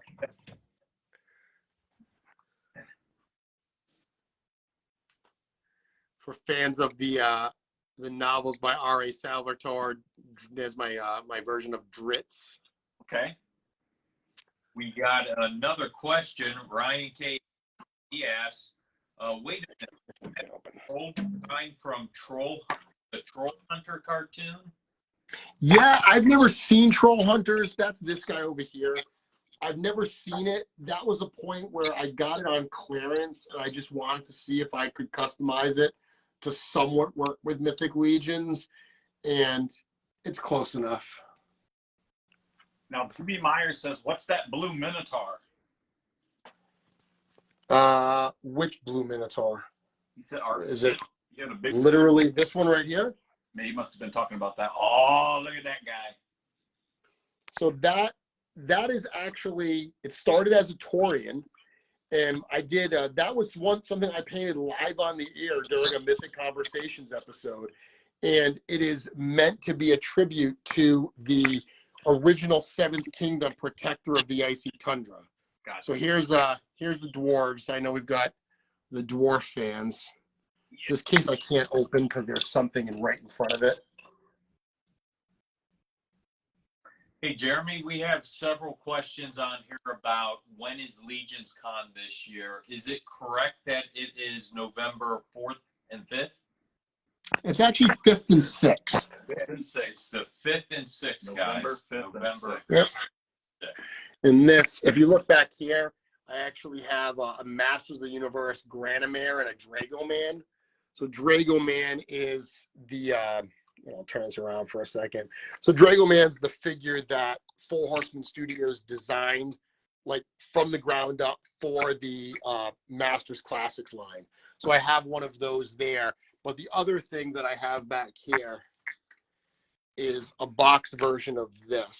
So if you pre-ordered the Aether Wave in the first hour, the first 24 hours, you got this. And the fun story about this is my first real suggestion that made it into the line, where I was on a conference call with the studio, and obviously this was well before I was working full time, and they were trying to decide what they should do for the free pack-in for early birds on the Aether Wave. And I had suggested that it would be cool to actually have something that would go with the Hellfire Goblin. So I selected, I suggested this bone handle sword, and I've always loved the turtle shell shield. I said, hey, if we did that, but did it in like a reddish color, that'd be cool. And they actually ended up doing it. So I have one of these that I keep packaged just because it's the first, like I said, suggested piece that I got in. Back here, these are actually, if you remember my Cosmic Customs episode, where I actually did some Cosmic Legions customs, that's what these are. So these are actually 3D printed Cosmic Legion parts that are on those customs there. Getting over here, I've got all my kind of magic users, the vampires. So I've got I don't know what I'm going to do when I get a Lithia, because right now I have these three on thrones back there, kind of acting as my, like, vampire triumvirate. Well, she's going to kick him out. Yeah, I feel like she's going to have to make herself known. More vampires here. Blood armor. And then, of course, I've got my Vampire Hunters. Ooh, yeah, those are cool. And then this will be one if you want to kick it old school. Here's my Scarabus. Yes! So there you go, right there. Horos, Jealous. Anubis, Thothos. Yes. And I got wings to put on them because I think they look even cooler with wings. No, I never thought of that. But to put wings in there. Yeah, they fit perfectly. The feathered wings, the ones that fit the birds, they're the exact same peg size as the Scarabus. I never actually thought about interchanging them. It makes total sense. That's awesome to know that. Jared? Here you go. Here's your skeletons. Oh, man. Skellies! Hedgehog is asking, do you have any interest in Clash of the Titan custom someday? I've seen my friend Curtis did an amazing Calabos custom. I loved Clash of the Titans when I was growing up. I don't know that I will do any of them. Like I said, he really nailed Calabos. And I mean, outside of that, I've seen so many wonderful Medusa customs, which just leaves Perseus, and I don't know that I need to do a Perseus custom. Cool idea, just probably not for me. Brian's asking, is Dre Leon male or female? The dragon, I don't know because those characters don't have bios. Gotcha. So if you're talking about Draleon, the purple dragon, Yeah. I really don't know. Curtis Ackerman is asking you, where did you get your vampire thrones from? I got them on eBay, but they are from I believe, Japanese toy line called like Saint Seiya. Man, those are cool too. Which ones? Those the pumpkin heads. Yeah, those are actually by Zombie 13. So those are my Twig Blights. Those are ones that I've known Zombie forever.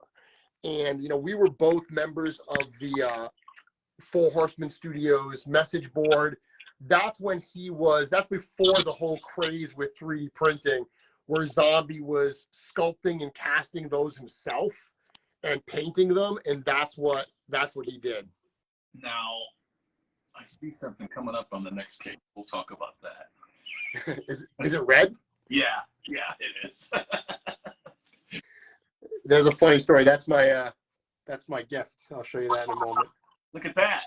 Now, wait a minute. I swear I've seen that head before for sale. Yeah, that's the Snitch. So that was a secret head that Len at Wolf King Customs dropped this holiday season. And it was so much more popular than he thought it was going to be. This guy right here is one of my most popular customs. That's my Goblin Aviator, Gunzo. Super popular.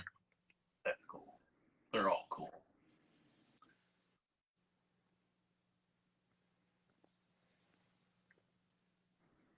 I got another question here. When it came to the skeletons, Jeremy, how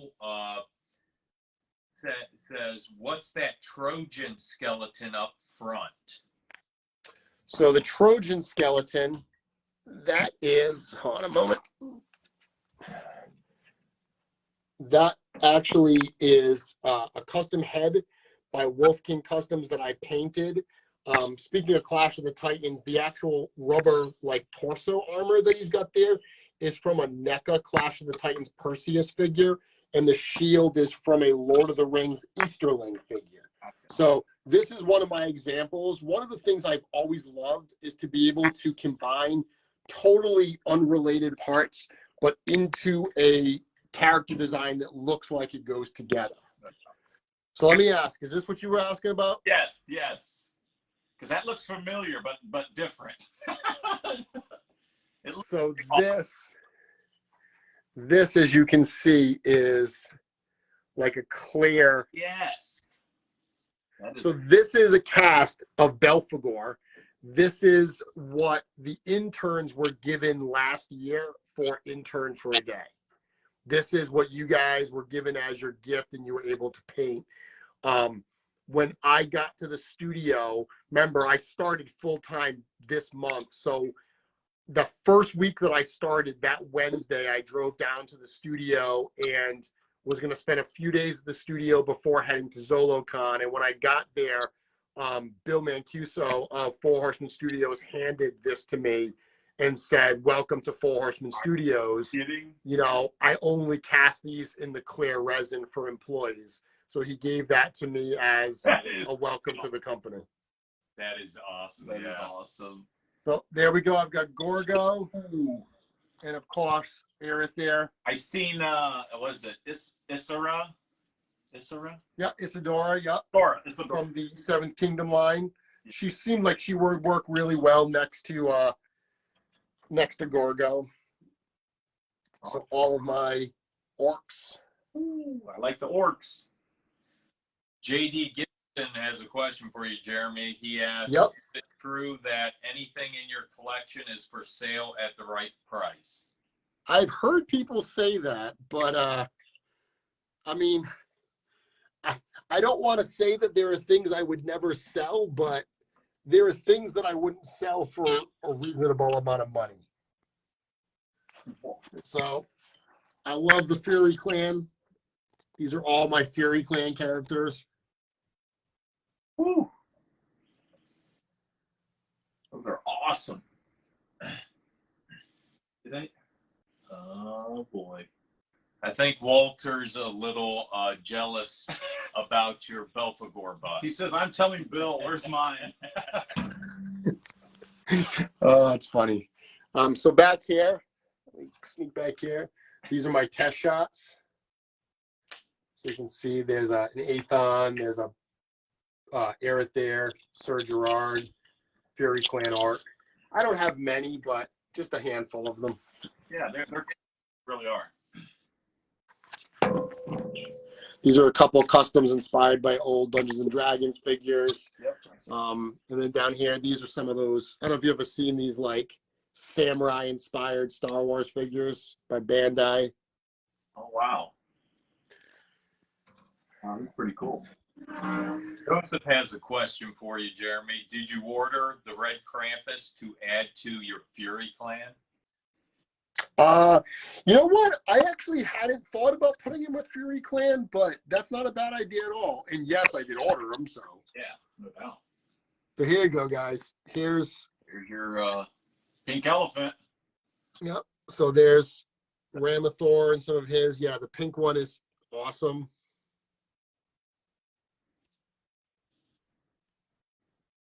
Couple rat customs. They're cool. I'm liking those. So the rest of there's the hippo and the rhino and the boar from that same wave.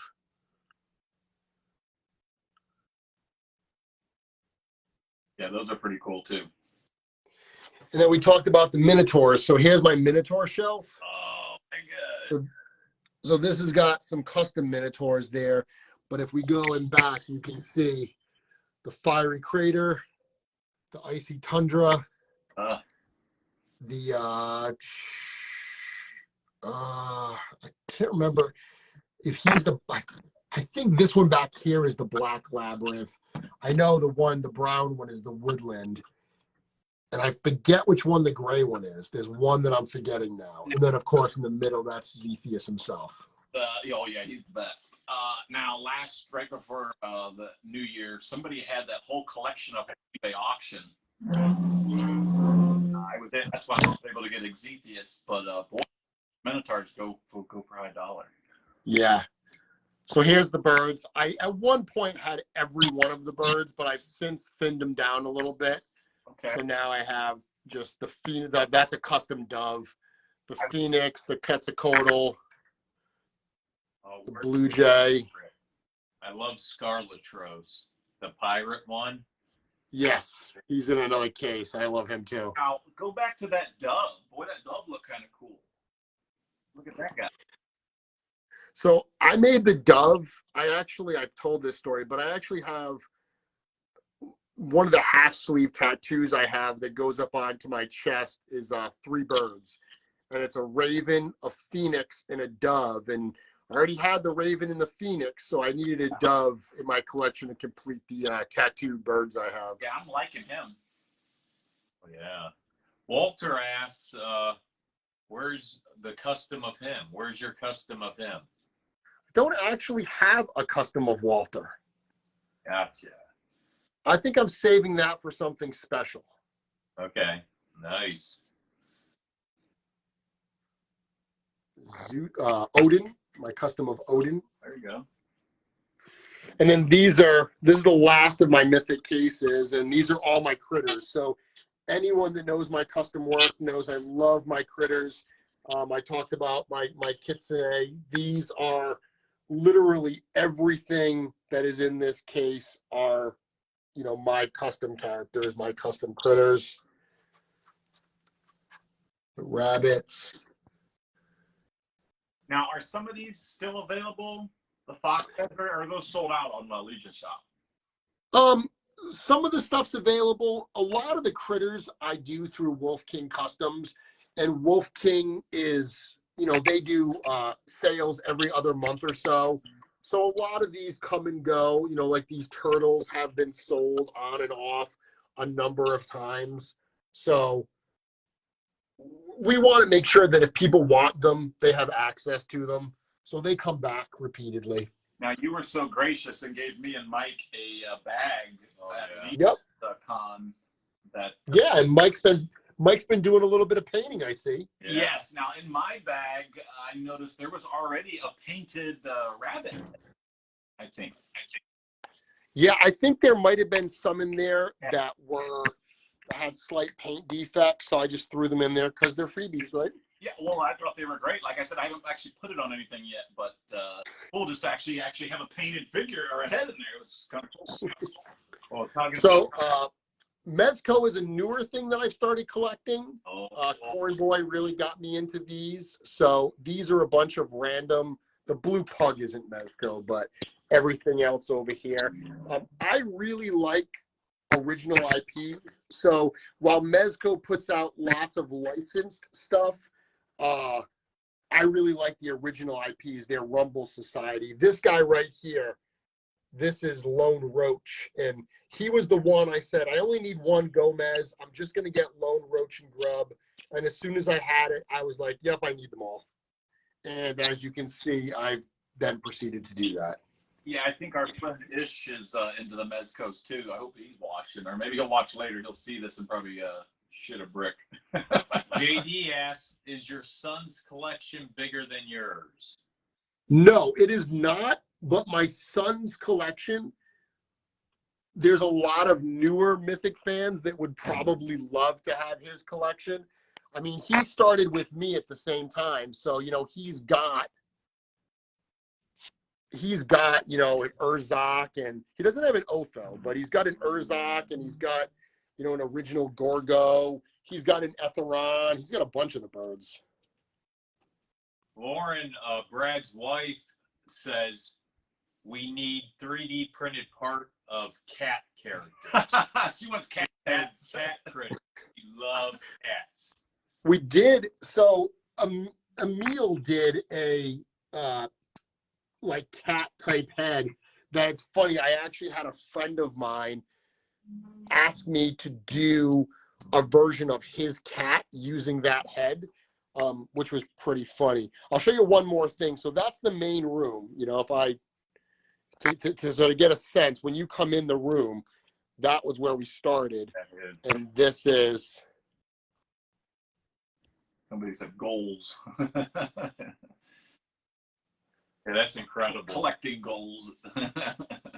So that's the room. Incredible. But if we go through here, I'll take you on a little tour. So these are those, when I said earlier, those figures I used to customize called Zevos. These are Zevos, and you can see they have all these like ball and joint type pieces that pop in and out, and you can use those to like swap all their parts. So I just have a handful of those left there. But in this room, I've got a couple more things. These are kind of fun. So these Holiday Herald pins, these are actually from the studio. This is something that Bill Mancuso at Four Horsemen Studios does. There's a story behind this Halloween decoration where that's the picture of it there. This was basically hung up at Four Horsemen Studios one Halloween, and no one took it down. And they just kept decorating it with other holiday things like Christmas hats and stuff. So Bill decided to do this series of holiday Harold pins. We've got Halloween, Thanksgiving, Christmas and Hanukkah, New Year's, and Valentine's so far. So those are kind of fun. And then in here, these are more of my more whimsical type collection pieces. So I've got a bunch of, these are all these Japanese Nightmare Before Christmas imported figures. These are all by NECA. So these are all just these Nightmare Before Christmas figures that I like. And then more Japanese import, James and the Giant Peach. A bunch of just stuff. For me, a lot of my collecting is super nostalgic. So I grew up with the Rankin Bass Christmas specials. So stuff like, Heat Miser, Cold Miser. I loved Peanuts growing up. I loved Charlie Brown Christmas. So these figures of Charlie Brown Christmas and the Halloween one. Yeah, those are awesome. I'm a huge Harry Potter fan. So those are my Harry Potter figures.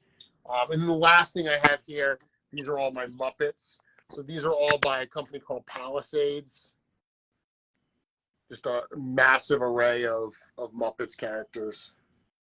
Mike asks, have you got your Atticus Doom yet? Yes, I did. It is one of my favorite Mezco figures they have done in a long time. I absolutely love it. The Muppets are cool. Oh, so was that good? Oh man, that's amazing. Absolutely. Was it? Before I sit back down, is there anything else you want me to show again or focus on? I think we.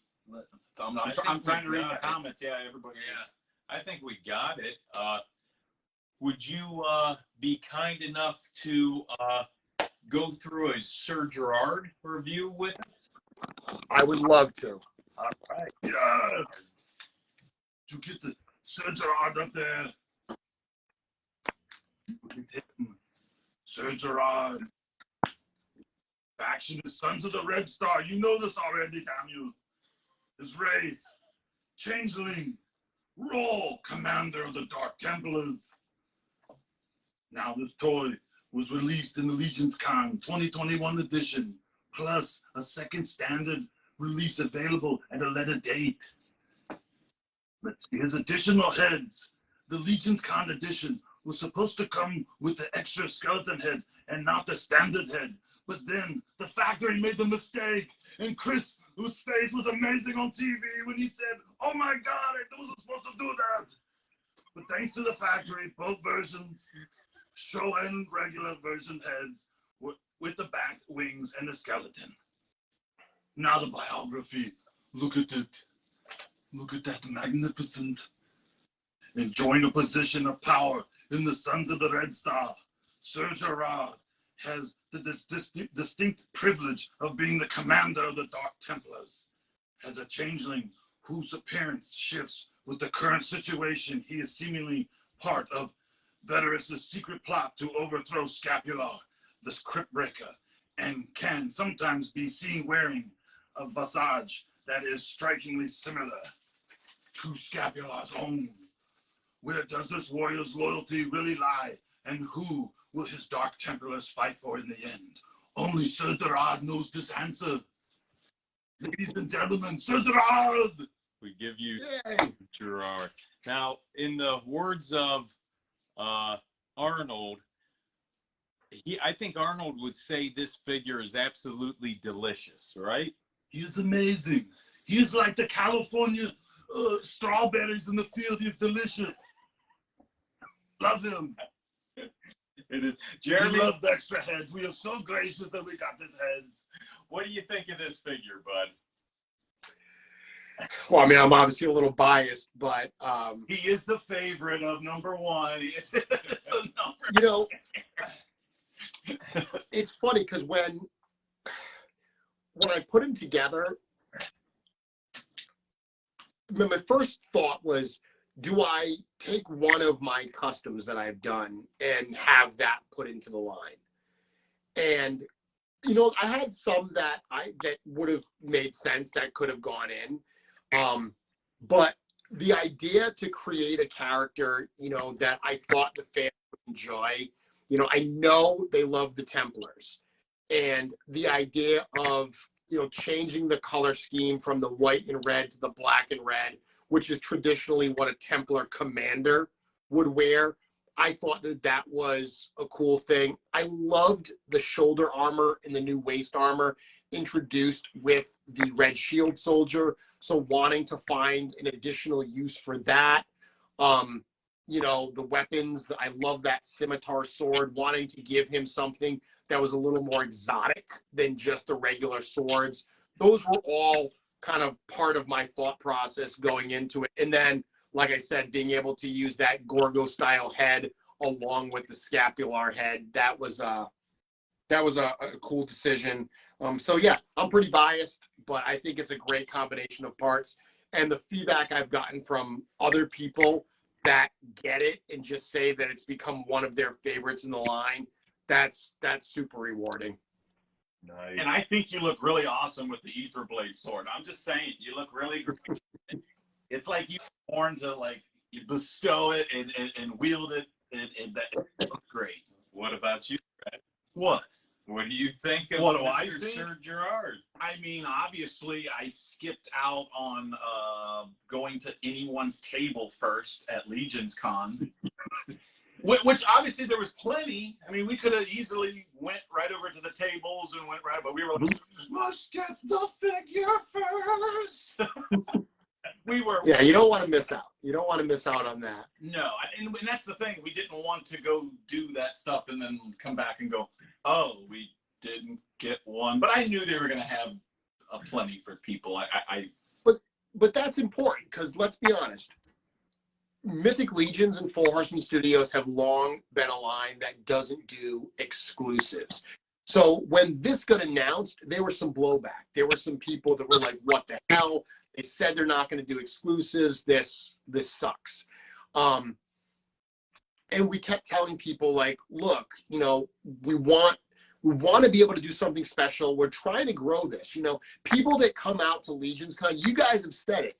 If you go to Legions Con and you're a Legions fan, you will come out of there transformed into an even bigger fan. You can't be around that energy and not be so incredibly moved by it. We want that. Like, our job is to get people to love this brand even more than they already do. So Legions Con is a part of that. So we wanted it to be special, but we also want people to get the characters and get the figures. I really do think everyone that came to Legions Con who wanted one of those figures got it. Every one of them, right? No one walked away and was like, oh, I didn't get my figure. We had enough. Yep. Then we sold some extras on Legion Shop. A lot of people that couldn't make it got this version of the figure through Legion Shop. And then finally, the standard edition that was released alongside reinforcements. Yeah. That, you know, that lasted for, you know, some time. People had a window of time where they could get that figure. Yeah. He, for me, he just hits my aesthetics. He's the colors, the gunmetal, the black, the red, absolutely gorgeous. But my top 5 figures, in my top 5 figures, there are 2 figures in there with the scapular head sculpt. Okay, that's Celtus and Scapular. He's pushing my top 5. I mean, he's right there trying to push in. And that head sculpt. Eric hit a home run with that thing. I love the figure you constructed, my friend. It is an absolutely beautiful figure. Thank you so much. Nice. Now, let's give away a figure. Absolutely. So do you want to read the question? Because I sent it to you earlier. Or do you want me to kind of muddle my way through it? If you want to read it, I got it on my phone, but I don't have it handy on here. What we'll do here is... Wait. 9:15. I posted on the Cabal so people can get in. Oh, 9:15. We've got to. Oh. I'm sorry. We've got to still. 9:15. Well, She it's posted it coming. That's coming. on the Cabal that we're gonna give it away at 9:15. That's okay because we'll take In questions. 5 minutes, Fine. you'll get to Go ahead. an opportunity. Okay. What can I answer? This is the time for questions. If you have questions for Jeremy, shoot. I do have a request from one of my friends, Ryan. He wants to ask you the new head caps that are coming out. We know that if certain heads make it in, they're going to have the accessories that come off of the heads. Now, will these head packs also possibly come with neck pegs? What? I hadn't asked about that. I mean, most figures already come with neck pegs, so I don't know. I'll find out about that, because if it's a skeleton head, you might want to have a skeleton neck peg because you may not have an extra skeleton neck peg. So it's not a bad thought. I don't have an answer, but it's something that, because people have already asked about, like, oh, if the cat head wins, will it have the tail? Well, that makes sense. It would make sense to include the tail as well. If the dwarf head wins, will it have some kind of helmet attachment? Absolutely. So that makes sense. Neck pegs, I'll have to ask about that. Yeah. Hal asks, are there any plans, or do you have plans for wolves or bears? And I think he's referring to possibly with the 3D printed part. Okay, with the 3D printed stuff, I can answer. So I've done a series of wolves through Wolf King Customs. We did an evil wolf and a heroic wolf actually quite some time ago. They haven't been available in a little while, but they'll go back up. In terms of bears, Emil did a large ogre scale bear that I think has since been retired. It was a very challenging piece to print for a number of reasons. So I believe that one has been put out to pasture. Christopher Olson asks, what would you suggest for the top 5 figures for new Legions collectors? People getting newly into the line. I'm going to sound flippant, but whatever 5 you can get your hands on. Like, literally. I was about to say that. Like, if you can go to some big bad toy store and see something in stock, yeah, just get it. Yeah, I mean, like, honestly, it's not like you can just go to the checklist and pick any 5 you want, So it would be foolish to say, well, Thord is the coolest dwarf and you want a dwarf figure, get Thord. Well, that's like a $300 figure or whatever. You're not going to pick him up. So what I would say to people is, like, look, whatever 5 you can get your hands on, or however many you can get your hands on, start there. If you have some variety, get a skeleton, get a dwarf, get a knight, get a goblin. Like, get some variety so you can see the different body parts, especially so you can mix and match. Having a knight and a skeleton is, like, super cool. If you get a Templar and you get a skeleton Legion builder, even just combining those 2 figures together to create, like, a skeleton Templar and more of, like, an armored character, you can do really cool stuff with those simple kit bashes. Now, like you said, this is going to go great with the Dark Templars, right? So are those coming soon here? I mean, so you could obviously go to Big Bad or go wherever and pre-order those, and it's going to go right with this guy. I have a question here from Nathan, and we don't know if you can answer this or not, but it basically is here. What are the chances the Bird series, or some of them, to be re-released? Well, I would not expect the Birds to come back. What's crazy is, as difficult it is to find some of those birds today, there was a point that those were clearanced out. I know. Like, literally, that first Gothotropolis wave, was a Kickstarter, sold really, really well. And then once it actually shipped out, the demand went crazy. There was an all-star birds wave. They redid the White Raven, the Black Raven, the Quetzalcoatl, the Phoenix, the Vulture, and the Cardinal. Those all got reissued. And then they also did the Etheron's Dozen. The Etheron's doesn't have some weird choices in it, like a pelican. Like, you know, it was weird to have these like eagles and hawks and a phoenix, like mythological and birds of prey, and then there was like a pelican and, you know, a hornbill and stuff. So I think some of those didn't have as wide an audience as they may have expected. They certainly got clearanced out after a while. That being said, those are a little bit of an older figure. I would be surprised to see those come back. It doesn't mean that we won't ever see any kind of bird figure again. You know, Etheron is obviously a core character. Will we never see that character again? That's probably unlikely. So there's hope down the road. Yeah, I asked Jim. That was actually because I love the birds. I asked Jim. That was my question when I cornered Jim, an intern for the day in the 3D printing room. Was if the birds were. I think what he told me, most of the molds are gone except for maybe Igalis.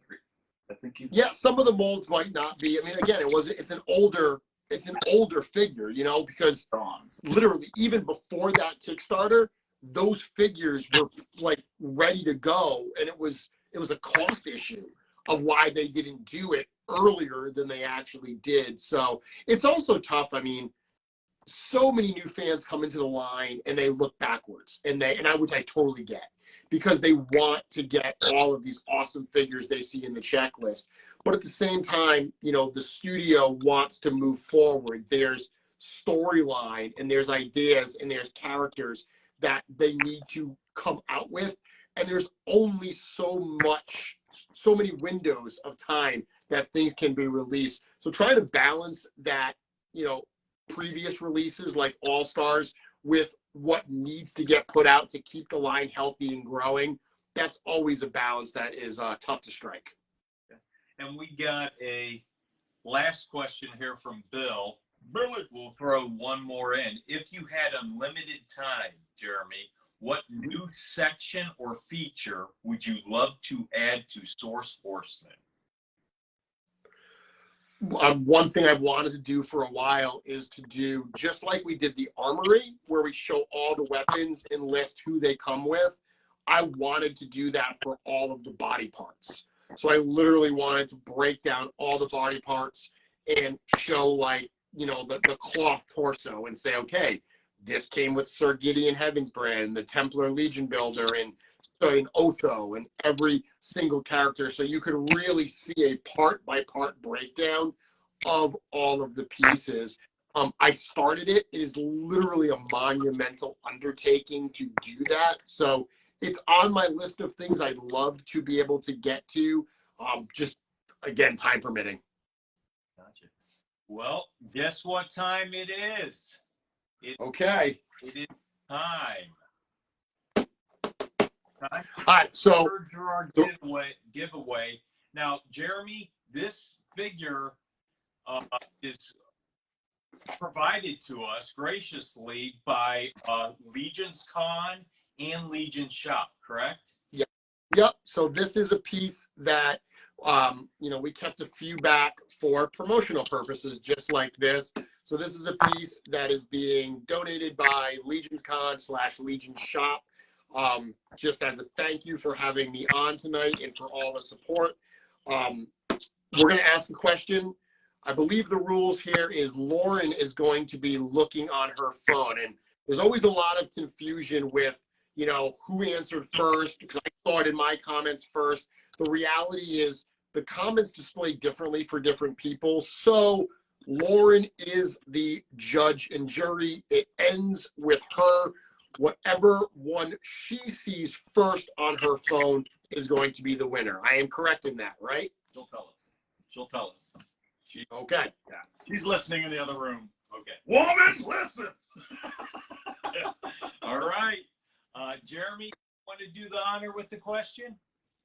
All right. So one of the pieces of feedback that a lot of fans have given me around this figure, something that they like about the figure, is the accessories that he comes with. I specifically made him come with 2 of the same sword because I love that sense of dual wielding. The fact that, you know, a character can have 2 of the same weapon. it's actually somewhat of a rarity in the Mythic Legions line. There's only a handful of figures that come with 2 of the exact same weapon. To win this prize, give me 2 of them. 2 figures in the line that come with 2 of the exact same weapon. So I see a lot of people saying scimitars. That is not the answer. He does come with scimitars, but I'm looking for 2 figures that come with 2 of the exact same weapon. They don't have to be 2 figures that come with the same weapons each, but just like he comes with 2 scimitars, give me 2 figures that come with 2 of the same weapons. You might have the winner right here because somebody answered. Let's just see if it came in first.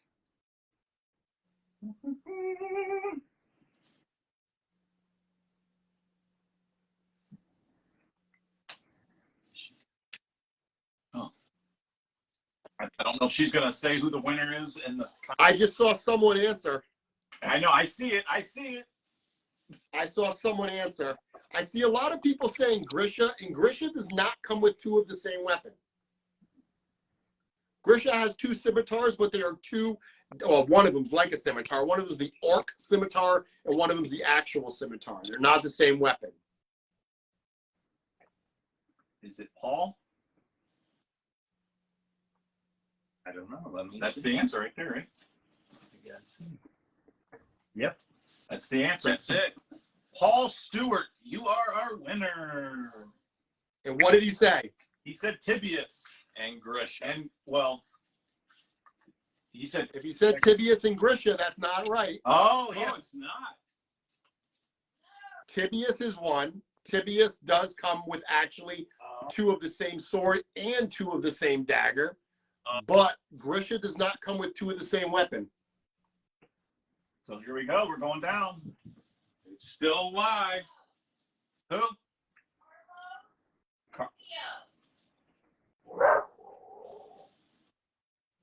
Carlo Castillo. Carlos Castillo. And what did he say? What did he I say? think he misspelled it, but I think we know what he says. Map. Yeah, misspelling is fine. Well, what figures did he say, Lauren?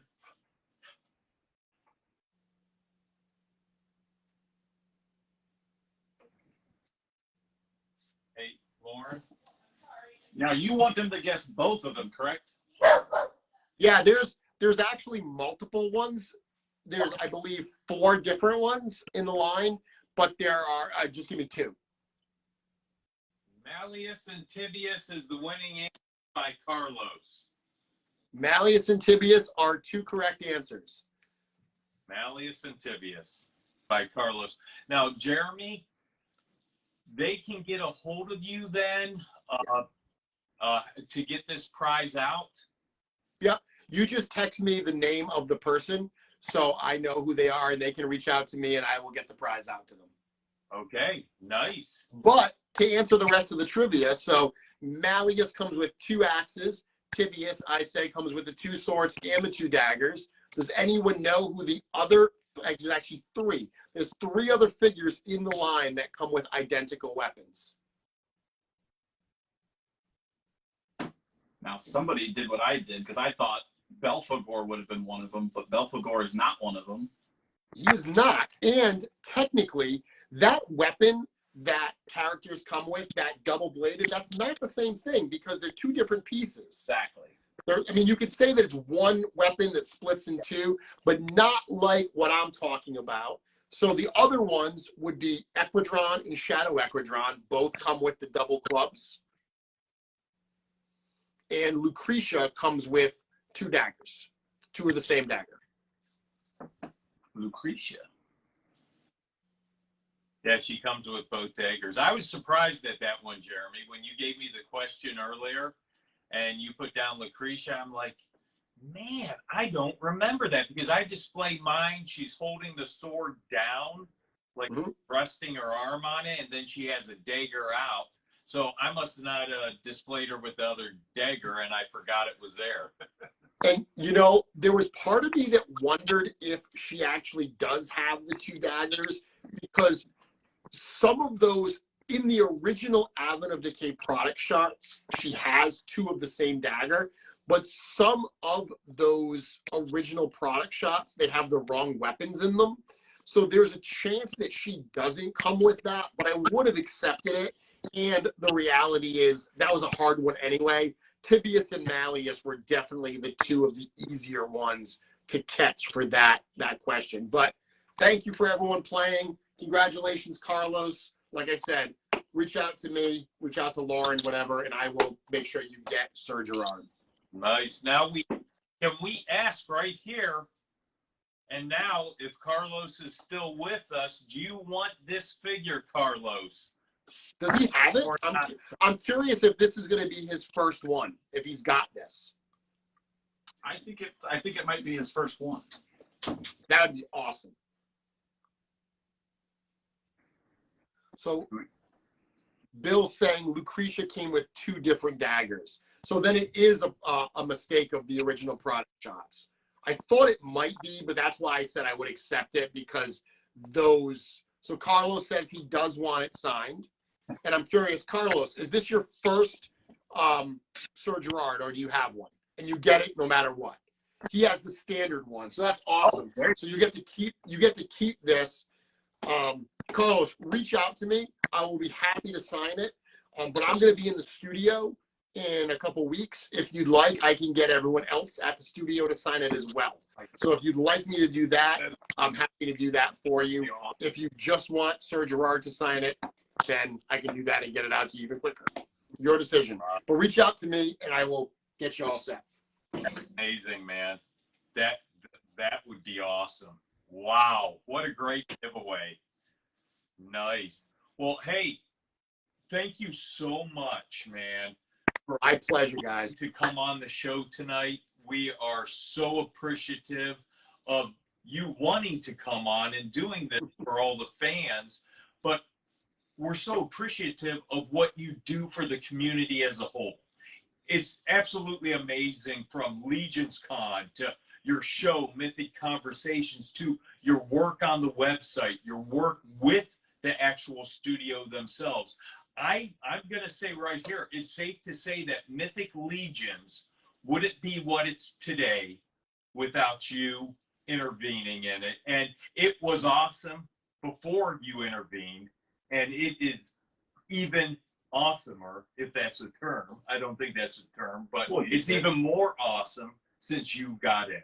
And we thank you very much for those kind words. Like I've said many times, it's a labor of love, and it's something I'm incredibly happy to do. And I just am thankful to the Horsemen for allowing me to be a part of it, and to all of you for encouraging me to keep doing this.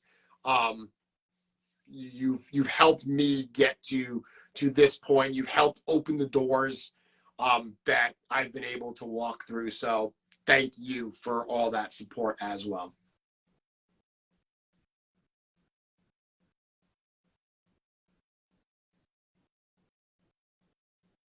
Oh. Have you guys frozen?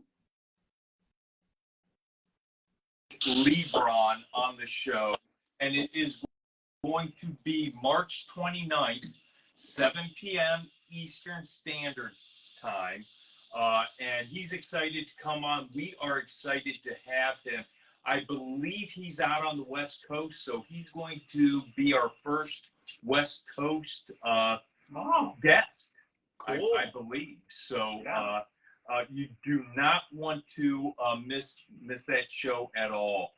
We also want to thank all the fans, that have come on to listen, and the fans in general of this line, because if it weren't for the fans ultimately wanting to purchase the line and loving the line, we wouldn't have the line.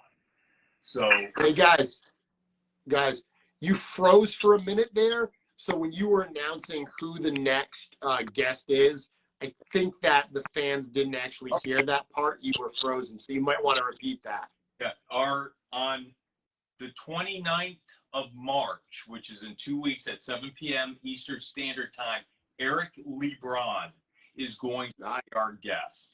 And he is a very good customizer in the line, and we are excited to have him on. So this Awesome. is one you don't want to miss either, guys. Nope. I love Eric. Great guy. Yeah, he is. He's awesome. Yeah, it is. So once again, man, thank you so much. We're gonna call it Thank a you. show tonight. We're gonna let you get to bed. I hope you feel better. Hope your mom feels better. Thanks, guys. You have a good rest of your night. Thanks, everyone. Thank you. Stay Thanks, safe, everyone. Jeremy. We'll be back.